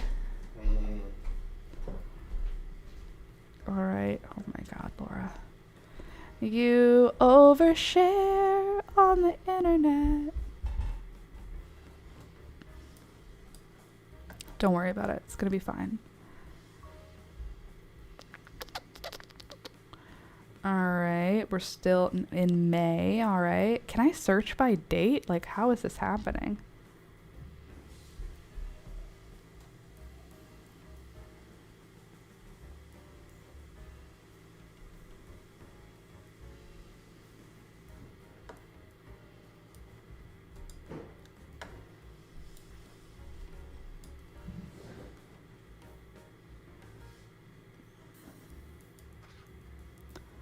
All right, so now I'm finally in April.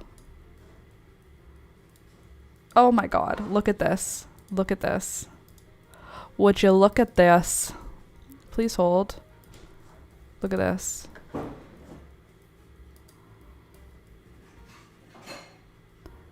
This is my garden in April. That's crazy. That was my garden in April. That is so nuts to look at. Look at that. In April, nothing. Nada. This is my yarrow right here. This bucket, this Rubbermaid tote, that's yarrow. That's cool. That's really cool to see. I wish I could like re-share them. Maybe I can. Forward, create thread, pin message. I don't know if I want to do any of that. Okay, let's go back, see if we can get ourselves far enough into the past. Okay, this looks like last year. Okay, so this is September 20th. That was in Nova Scotia. Okay, we're still in September. September 30th is when these are all from. Look at that, beautiful. I don't think I got any yellow ones this year. Let's see.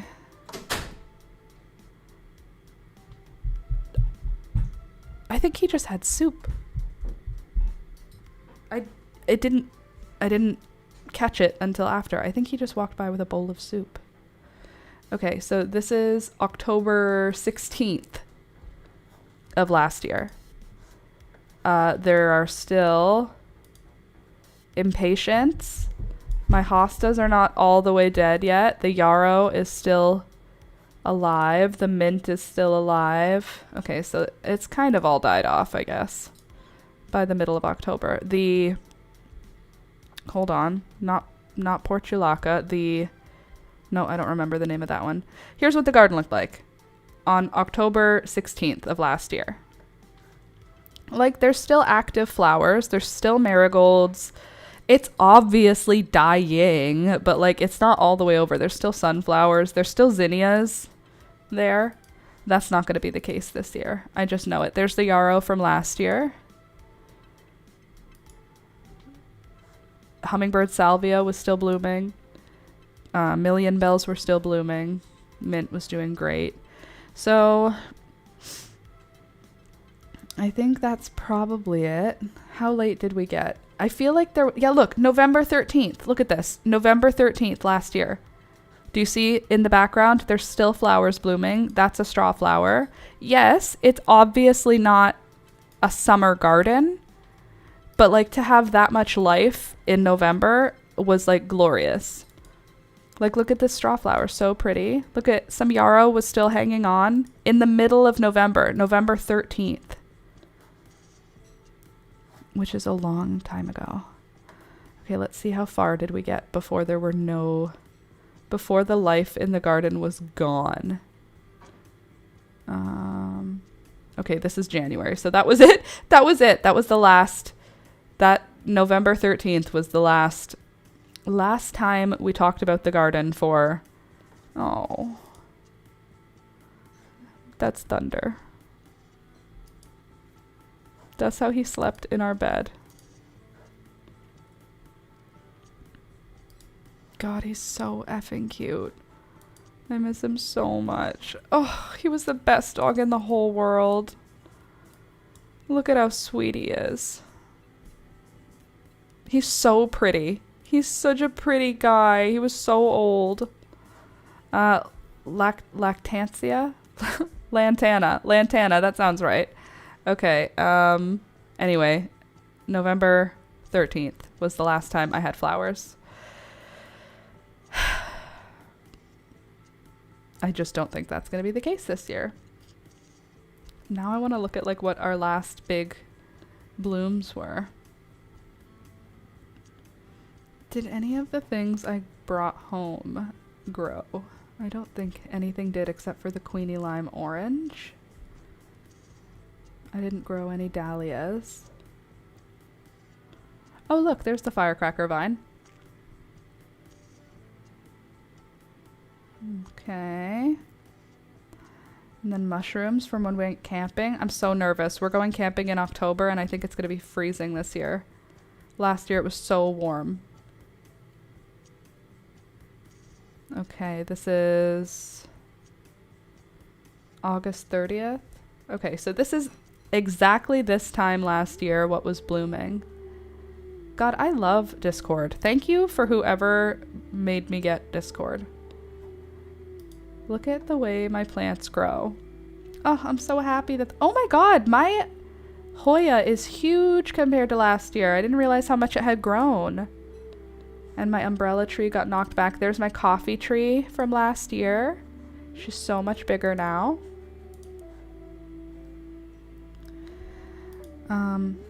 Thanks, Sid. And... okay, let's go back a little farther. Oh, this was such a pretty zinnia. I saved seeds for it and I didn't label them and they disappeared and now they're gone. This is all one little pot. Like, I think there were like 2 plants or 3 plants in this pot. Is that not the prettiest thing you ever saw? What a perfect color. Look at how many are on one plant. All blooming at one time. That's crazy.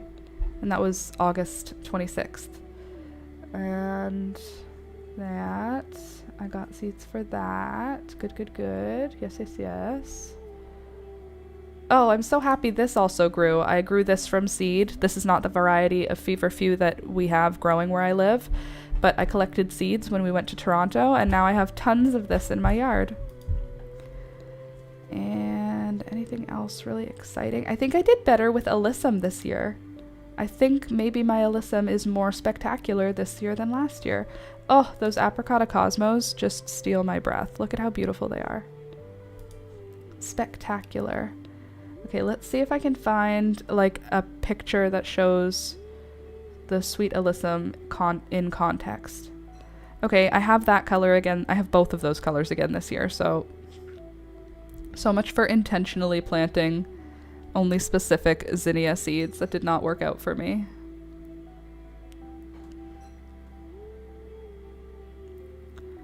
Alright, we got all the cactus. We got all the nasturtiums. Alright, oh cute. Alright, coleus, hot peppers. Is it hot pepper time? My mom's lisianthus and pumpkins. Frida. Slugs. More slugs. Just hold on a sec. I want to find pictures that are like beautiful pictures. Although we're getting a little early. Oh no, we're in August, so that should still be glorious. So look at how many flowers were on the plants where I harvested the seeds. That's the marigold I harvested those seeds from. So like, why is mine not have as many flowers on it? I guess it needs more sunlight. This one's growing in my yard now, which is cool. This is common soapwort, but I thought it was pretty, so I got seeds for it. What else did we have going on exciting last year? I didn't do any million bells this year. Interesting. Not one. I didn't even think about it. That's so odd. Usually I have lots of them.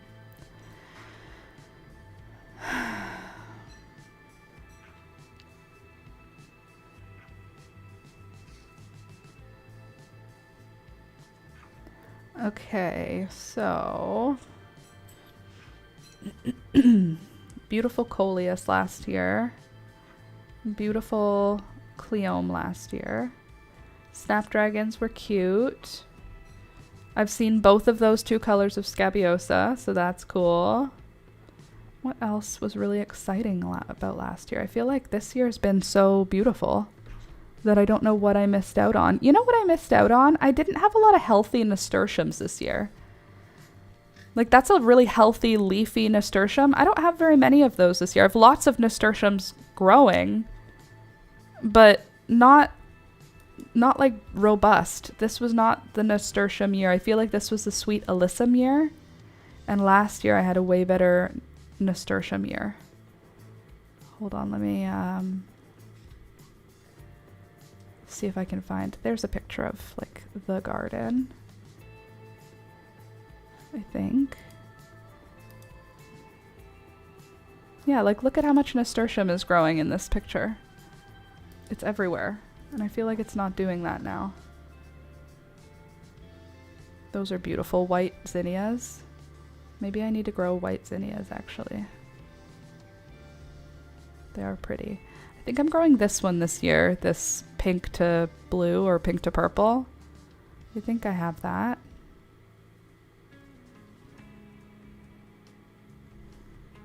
I know, this is just riveting. Blowing your mind, probably. Okay, this is mid-July. This is probably the best part of the garden. Oh, and it is. Look at this. If you are newer here, you haven't seen this. Look at these little munchkins were in my garden last year eating the amaranth, and look how freaking cute he is. Look at his round little butt. Look at his fat little face. Look at him stuffing his face with amaranth. He's so cute. And he was so busy that he just let me take pictures of him while he was munching. Look how cute he is. Gosh, what a cutie patootie. Obviously, mice are vermin. We hate mice in the house. But, like, this is a wild animal living in my backyard.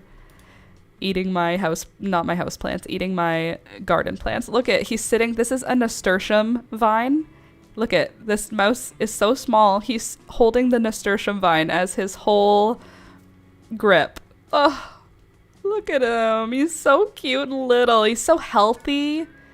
Look at all his hair is so smooth and shiny, and he's got glossy black eyes. He was in such good health because he's eating organic grains all the time. Locally grown organic grain. You're welcome, little mouse. He deserves everything. He deserves it all. This picture heals depression. Hold on.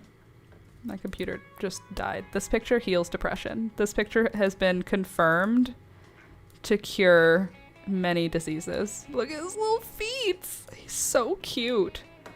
Okay. That was fun. Okay, I think we can be done with memory lane. I just love looking at it. I love looking at all the flowers. My amaranth coral fountain did even better than last year, and last year I thought it was phenomenal. So that's pretty good. Pretty happy about that. Here's the coral fountain. There's the Love Lies Bleeding next to a coral fountain. This year's coral fountain looks so much better. I think last year I did better with sweet peas.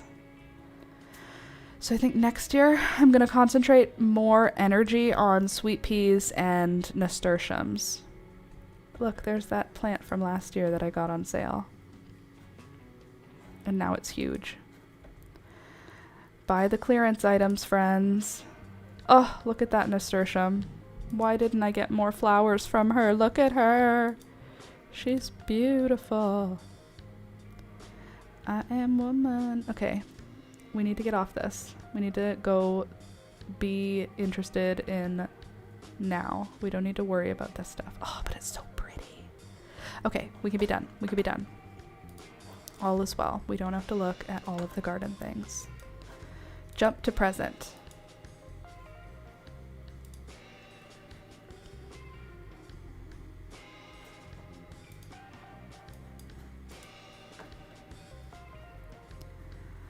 Cosmos, purple coneflower, aster. So fun. So fun. Okay, I do remember that mouse. Those are my fave. Aw, they're my fave too. I think they're very cute. We love a cute little mouse in this chat, folks. Okay. We don't need that open anymore. We don't need that open anymore. Hopefully that will allow the internet to breathe. I wish I had another hot coffee, but there is no coffee. So I guess I just have to suffer. Oh, sorry, birds. I'm just stretching. All right, let's get back into crochet. I have to use my tens machine again. My back has been so rough lately.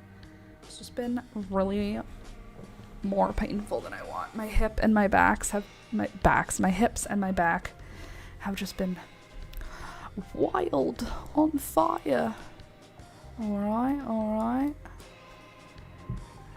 I have to move this way. I can move this, and then I feel like not that one, this one. Yeah. Cool. There. Anyway, now that we've done our little memory lane, I do think this year's garden has more stuff happening in it then, which is pretty interesting, because last year I thought it was the most spectacular garden ever, and this year I think actually this year is. I definitely have more sweet alyssum, which makes me happy. I really enjoy sweet alyssum, so I think I'm going to kind of really make sure that that's something I've got a good amount of.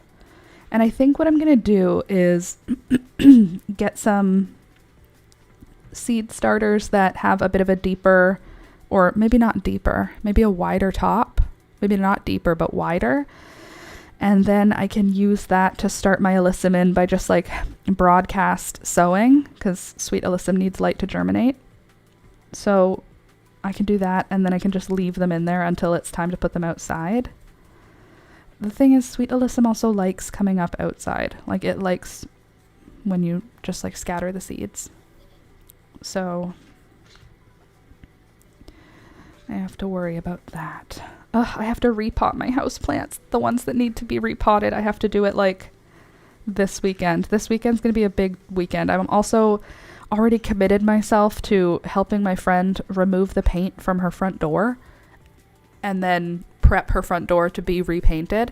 So I went over to her house, hung out with her, and then she mentioned that she wanted to remove the paint from her front door and that she had scrapers. And I said, I love that. I'll help.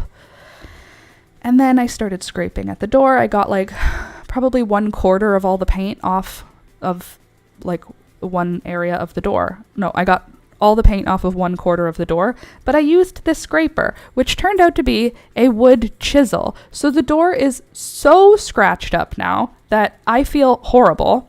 Obviously, we're going to fix it, but I didn't know. I was just given a tool and I used it. The point is, the door is all scratched up, like really pretty aggressively scratched up, because I was chiseling into it, essentially. So I said, we're going to fix it this weekend. I asked Alex if he would help me. We're going to go to the house. We're going to remove the paint properly. She doesn't want to use paint thinner or paint remover because it's toxic. So we're going to remove the paint by scraping it all off. Then we're going to use Alex's sander machine to sand it. Then we're going to put Bondo on it, which is going to fill in any holes or cracks, not cracks, scratches. Then we have to let it dry, come back the next day, sand it again, and then it'll be ready for her to do her priming and her painting. But I feel very responsible for the damage, obviously.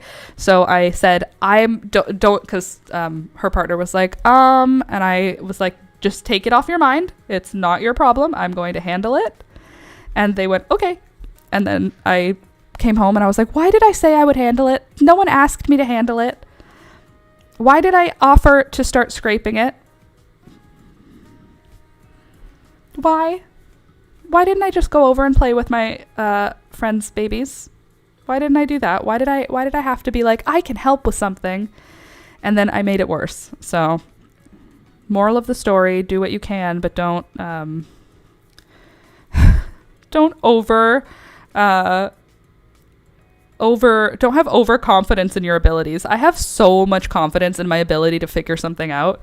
Like, literally any problem that requires like building or construction, I believe I can do it. I understand that doesn't make any sense, but I believe I could put up a roof. It doesn't make sense, but I believe I could build a shed. It doesn't make sense, but I believe I could build a bookshelf. I believe I can remove the paint from a door. And now I believe that I can repair the damage to the door. I believe it to be true. And I'm not being silly. I genuinely believe that I can do almost any construction thing. It's probably not true. I'm sure there's many things that I can't do. But in my belief, like if someone said, oh no, my contractor said they don't want to do it anymore. I have this wood and I want to build a shed. I'm pretty sure I could figure it out. Like, I'm pretty sure I have enough math to do like the bare minimum task of construction stuff. And therefore, I also think I can, wrap a car. I believe I can wrap a car. I believe I could put tint on the windows. Like, I believe I could do it. I believe I could tattoo. You know what I mean? There's certain skills that I do not have, but I believe. I believe that I could. If given the opportunity, I believe I could do it. Just by figuring it out. Like, that's how I made soap. I believed that I could, and then I did. That's how I did natural dye. I figured I could do it, and then I did. Figure it out along the way, you know? There is a non-toxic, it's a citrus strip. Oh, okay. Well, I will look at Home Depot because I have to pick up another scraper. Anyway, so I will look at it at Home Depot to see if I can find it. That might be more helpful than the heat gun, which, by the way, I burned my thumb on. I got like a big, it's shallow, but it's a big burn. Because I was holding a heat gun to melt the paint so I could scrape it off. It was really, really smart. Everything I was doing was super smart. Anyway, turns out you can't use a chisel to scrape paint off of a front door. Well, you can, but if the front door is metal, you will gouge out threads and ribbons of metal. So that's super cool. Super cool thing that I now know. It's going to be fine. I'm going to figure it out. I will fix the problem I have created for myself. I feel like most of my problems are like that. I overextend myself or I overexert myself, and then I'm like, why did it happen? Why did this not work right? Because you don't know what you're doing. I'm totally not going to have enough of this green yarn. And I'm kind of panicking about it. I'm not panicking. Stop being dramatic. I just feel like I'm going to have to redesign the top of the sweater, and my brain is like, doesn't know what to do because I've already colored in a picture of what this sweater looks like. What, am I going to just draw another picture? Crazy.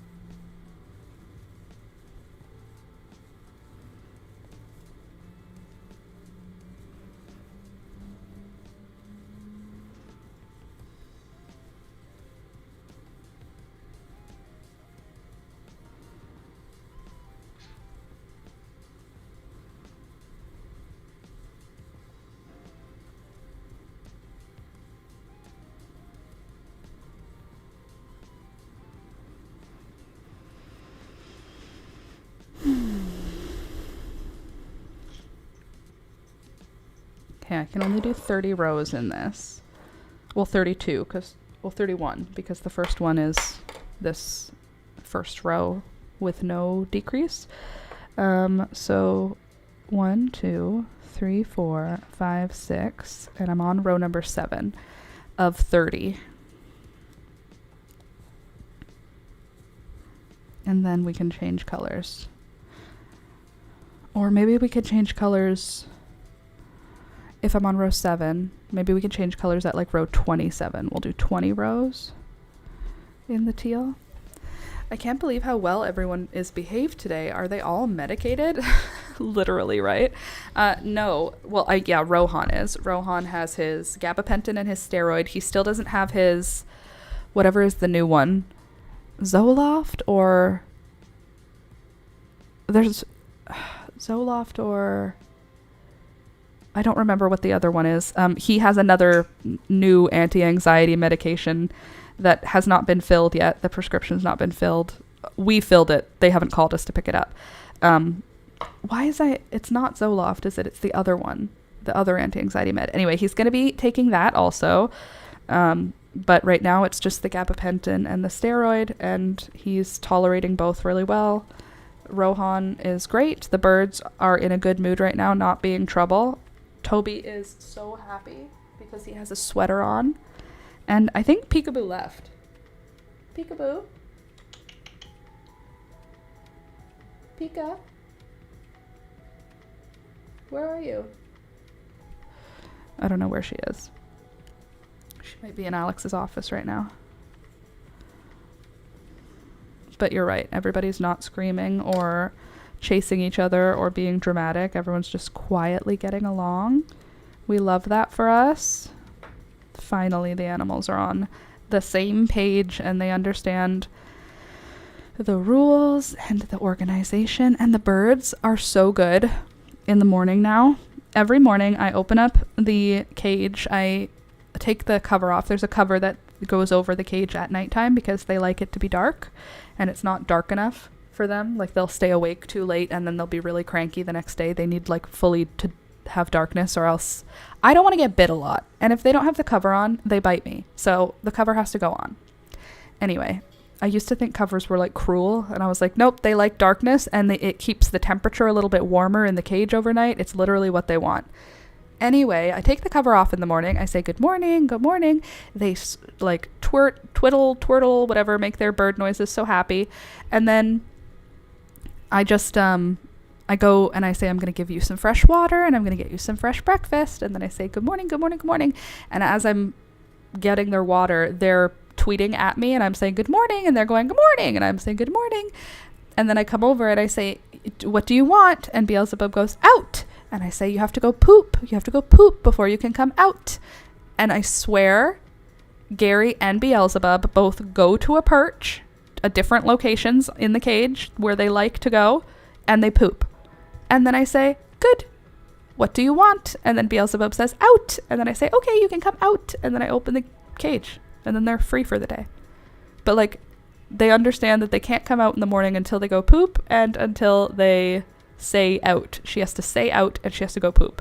And every single day, Beelzebub and Gary, they do when I tell them to, which is so cool. In case you didn't know, TMI, the first poop that a bird does every single day is huge. So if I were to just let them out of the cage right when they wake up, they would fly to wherever they want to sit first, and then they would have a huge poop wherever that was. And usually where they fly out to when they leave the cage for the first time is me. So if I let them out, they'll fly onto my head and on my shoulder and then immediately take a giant poop. So they have to poop before they come out of the cage. And now they do, on command, because my parrots are about as smart as a 3-year-old, and I'm very proud that they have learned that. And they learned that before they can come out of their cage in the morning, they have to say out, which is so cute. Morning, Michelle. That's funny. Thank you. I think so too. Deborah, good morning. Nice to see you. Having our driveway get new asphalt. Didn't realize how stinky it is. It's permeating my home. Well, I hope that it like dissipates soon. Yeah, it's like, and it feels like a toxic smell. Like you're smelling it and being like, am I in danger? No, it's fine. We do this all day. And I'm like, that doesn't reassure me. It's like, I smell pesticides sometimes when I'm like walking down the street. I can smell before I see the little sign that says like pesticide in use, I know before I get to it because I can smell it. And when I smell it, I'm like, am I in danger because I'm smelling it? It feels poisonous to be smelling this. I've been told it's good luck when a bird poops on you. Well, then I should buy a lottery ticket, Michelle. I should buy a lottery ticket every day of my life, because the amount of luck that I have would be I would be the luckiest. If you have a pet bird, a fun fact, poo, you completely become desensitized to dry bird poop.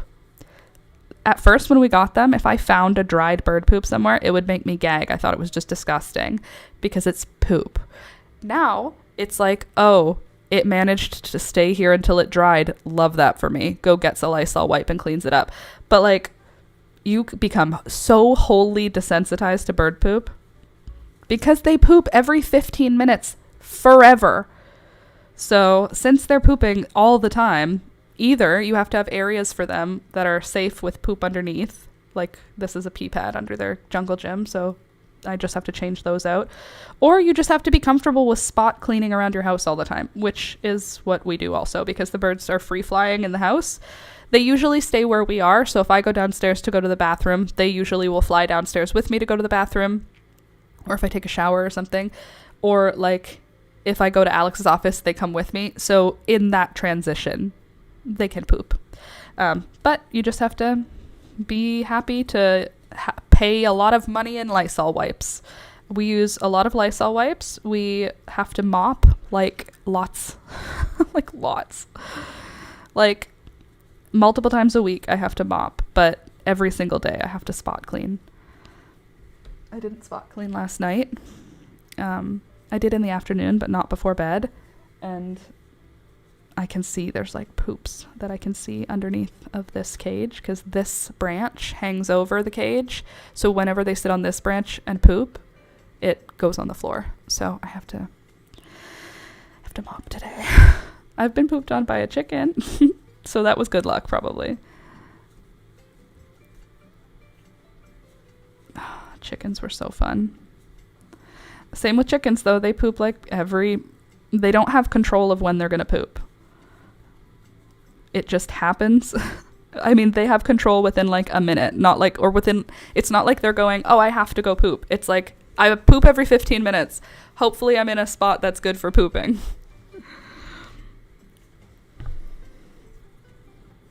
Their brain doesn't connect to that. Right, Beelzebub? Your brain is too small. Guess who's chicken?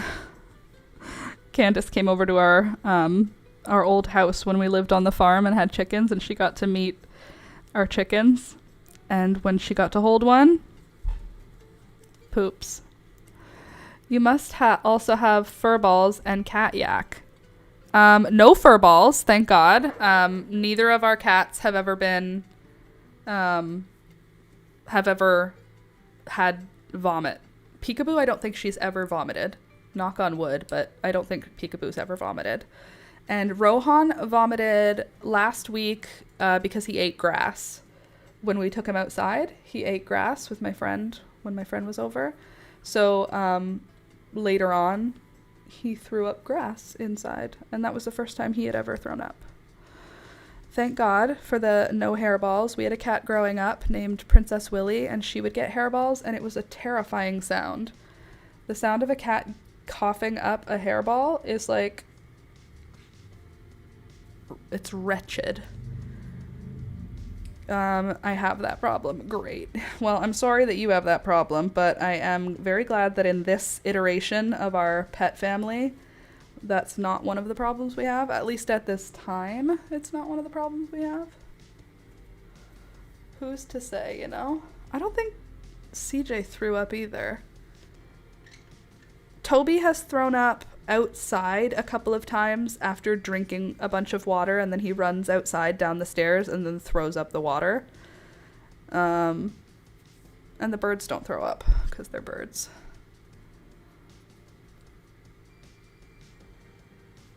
Sorry, I'm just trying to fix my little twirlies. I'm trying to have them fall a certain way. Like I want that swoopy look on the side. Old-timey. Is that better? Is that what I'm looking for? Yeah, that's more even. Then you're in the front, so you should come down too. Make sure we match. Oh, good. There. Thank you so much. Your hair is cute today. Thank you, Deborah. Alrighty then. We are going to keep working. Let me just twirl that little curl. My curls have been so cute lately where they're just turning into little curly whirlies, but just on the end of my hair. And it's very nice, and I'm into it. They're just like little, look at, they're just a few, but they just look cute. Marvelous. Simply marvelous. I think so. Oh, look how cute those little swoops look. Perfect. They're even. I just want to look like I'm from a different time or like I'm from some alternate version of a different time, you know? Okay, first of all. Oh, finally the vet is calling back. So Rohan's meds will be ready for pickup today. Why do you not curl though? Could you just twirl a little? That'd be cool if you could just follow. Like, look at this one. So cute. Who are you? Okay, let's get back to crochet. We don't need to do that. All right, this we can exit. There we are. Oh my God, it's already 11:47. What happened to our morning?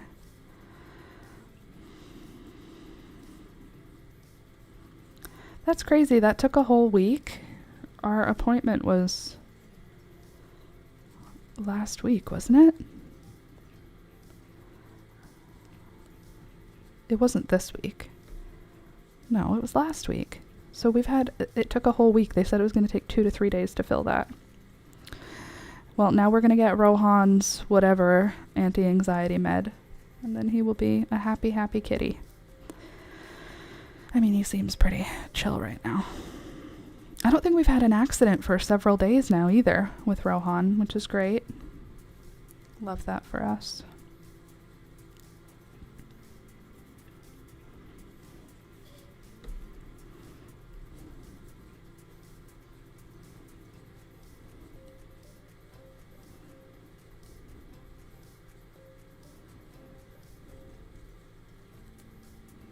Yeah, I'm definitely not winning yarn chicken, and I feel yucky about it. I just wish that I could win yarn chicken, and it's just definitely not happening for me. And I just want to like believe it actually is gonna work, but there's literally no way, because I'm only 1, 2, 3, 4, 5, 6, 7, 8, 9 rows in out of 38. 9 rows in out of 38 on this chest section, and I'm just about out of yarn.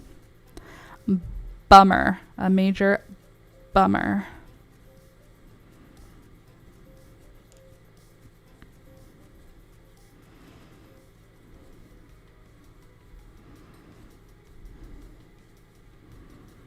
You know what else is a bummer? How the heat wave ended and then took all summer with it. I thought the heat wave would end and then we would just get like some hot days. Nope. It went straight from hot to cold. I don't like it. It's nice out now, but it's still not even warm out yet. Like, it's nice, but not warm. Who was first, Rohan or the birds? The birds were first. The birds were April, and then Rohan was November.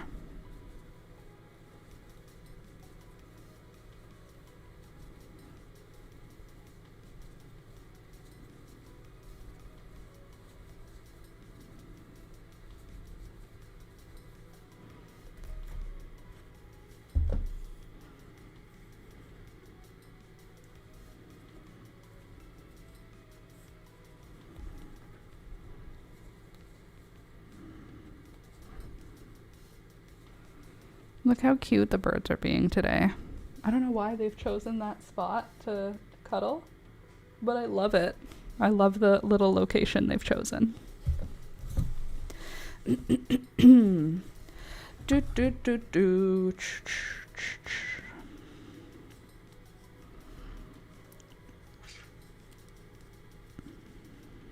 I need to film an intro and an outro today. Right after the stream, I have to film it. I might even just leave the camera where it is and back up. Everything is in the mist in my head. I need to rest. Cuddles to all. Oh, sounds good, Louisa. Yes, have a good rest. I hope that you're able to get like a full cycle of sleep time. Jeez, sleep when the baby sleeps. But I love that for you. Have a good rest of your day, Louisa. We'll see you on Monday, okay? If you're free. Candy, I think my snails are probably going to breed. The sentences that come out of this chat sometimes are just... We should just have a list of weird things that out of context are very... What is this community? I think my snails might breed. That's cool. What kind of snails do you have? Louisa, for Discord friends, I'll leave a little face. Oh, so nice. Okay, I will look in Discord later. Oh, baby Elisa. So excited to see her. Very cute, I am sure. Look how cute my birds are being. Speaking of cute. That's cute.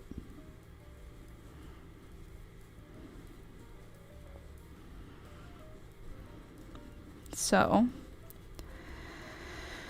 we didn't get quite as many, just from the garden. Oh, just the garden kind. We didn't get quite as many rows as I would have liked to get done, but that's okay. We're pretty much coming up to the final area of the body piece, right? It's just the front of the chest that's left, and then we can get started on the back body piece. I guess that's something I could film next week, is I could film the tutorial for this sweater.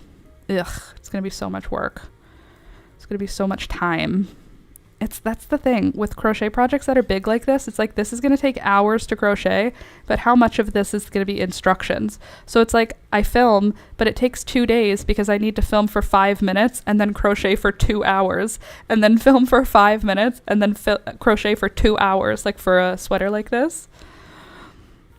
So it makes it very hard for me to just sit still, and also to keep the lighting consistent, and also to keep my audio consistent for big projects, versus if I'm filming the whole thing in half an hour, it can be really easily made consistent, like all the lighting will be the same. But if I have to film it over like 4 days, it just isn't, and it's harder for me. It's gonna be fine.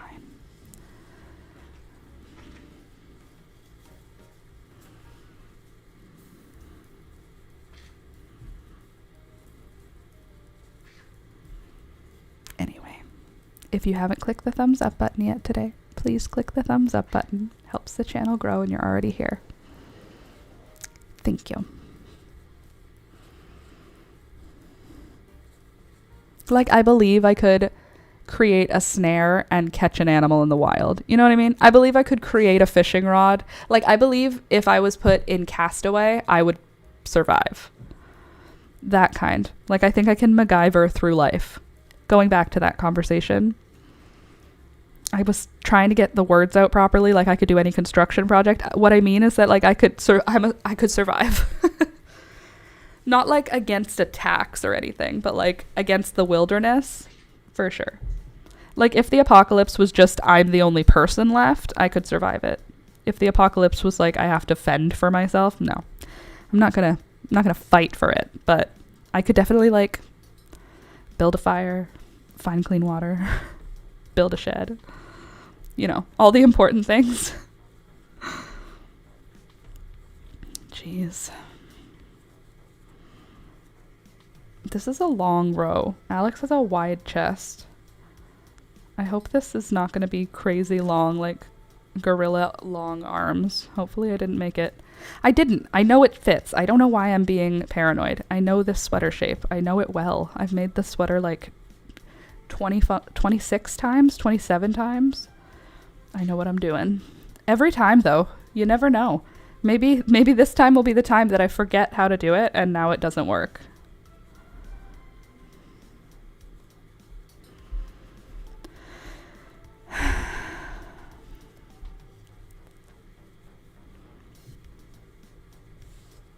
Can you believe that we do this 3 hours, 3 times a week?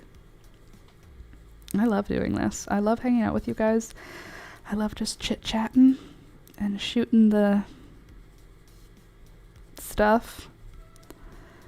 It's a very like chill vibe. It's a good way to reset my day. If everything's stressful and I just come here and hang out, it's lovely. Well, I got 1 whole fic and 8 chapters of another fixed for reading on my phone. Oh, amazing. Love that for you.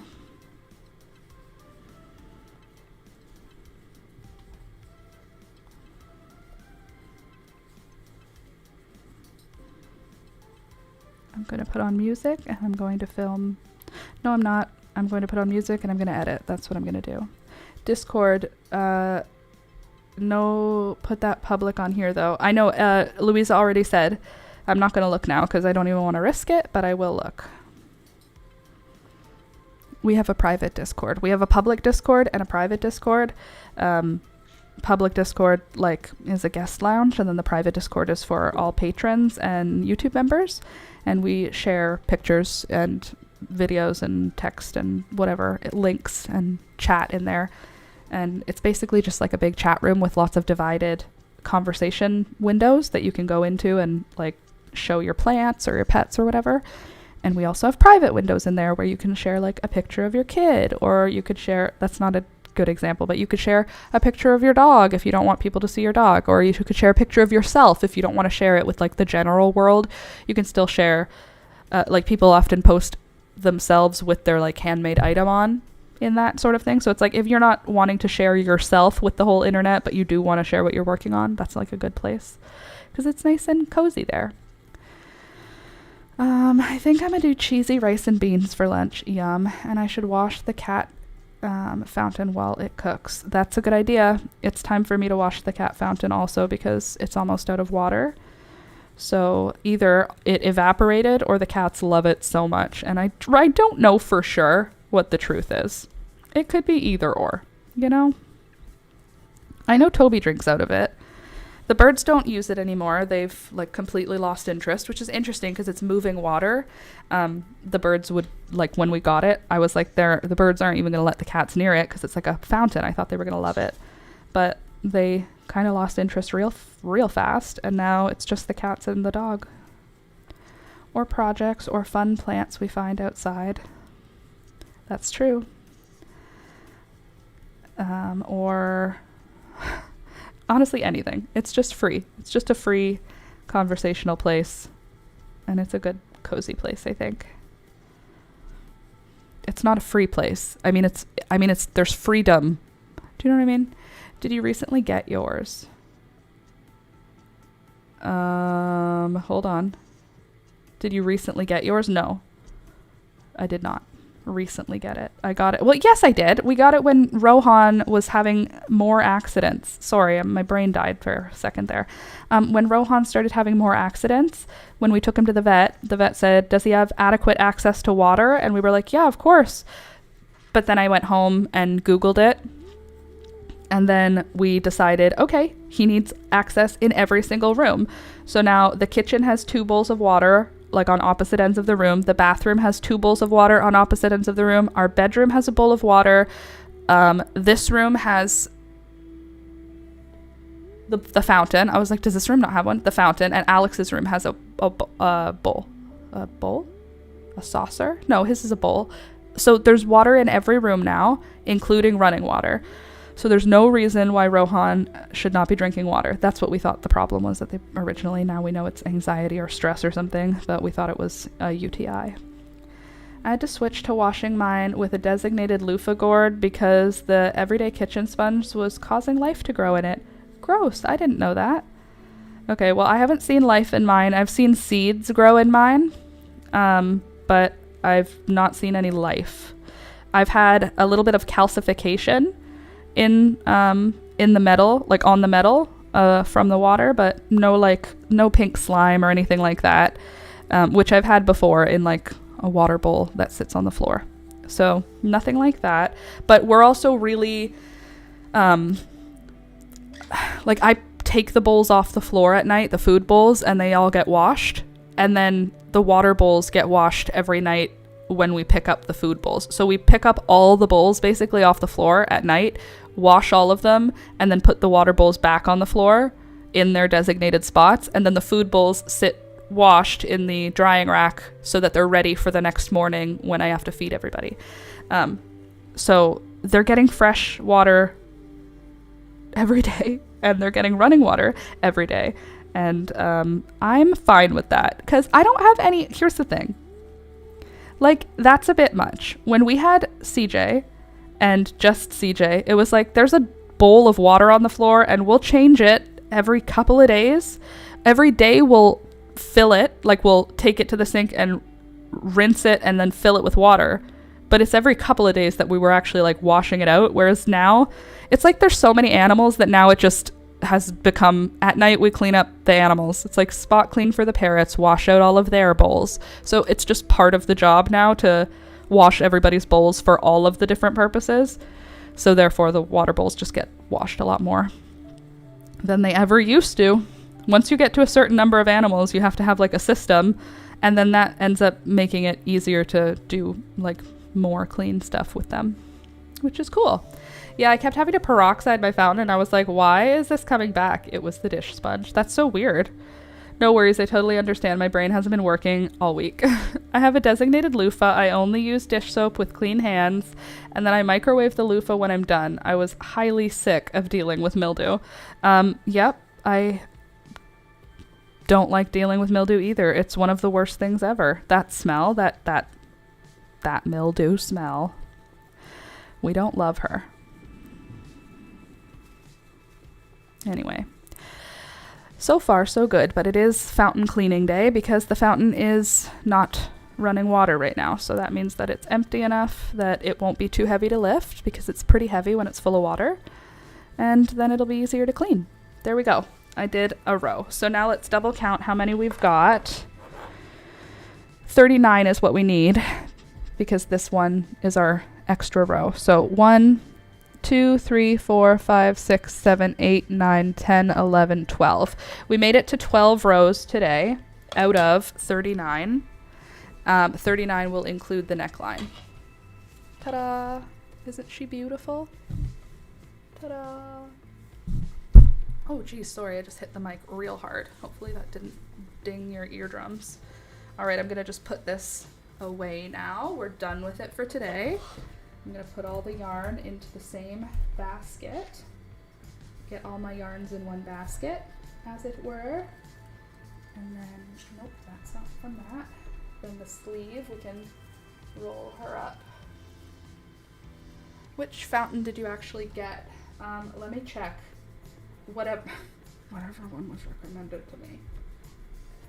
That was under $20 because that is my life. Amazon dictates what I do. Just a sec, let me check what the brand is. Those colors are great. I'm glad you like them. Oh.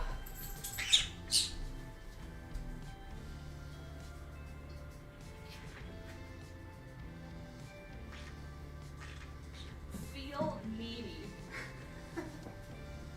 Feel Needy is the brand.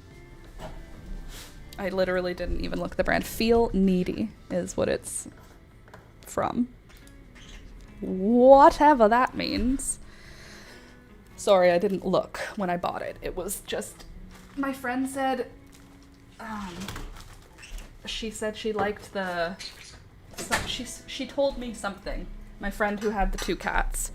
But then I just Googled, and then that brought me to, obviously, Daddy Bezos, and then here we are. Now I have a fountain. Anyways, I hope you enjoyed hanging out with me today with all of the animals. If you did, click the thumbs up. It helps the channel. Those colors are great. So I will see you guys all on Monday because I live stream Monday, Wednesday, Friday from 9 a.m. until 12 p.m.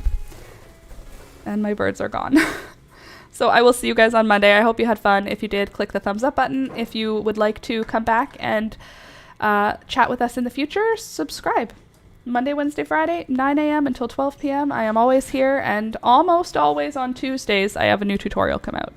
Crochet tutorial. So come back for that. Anyway, see you next week. Bye!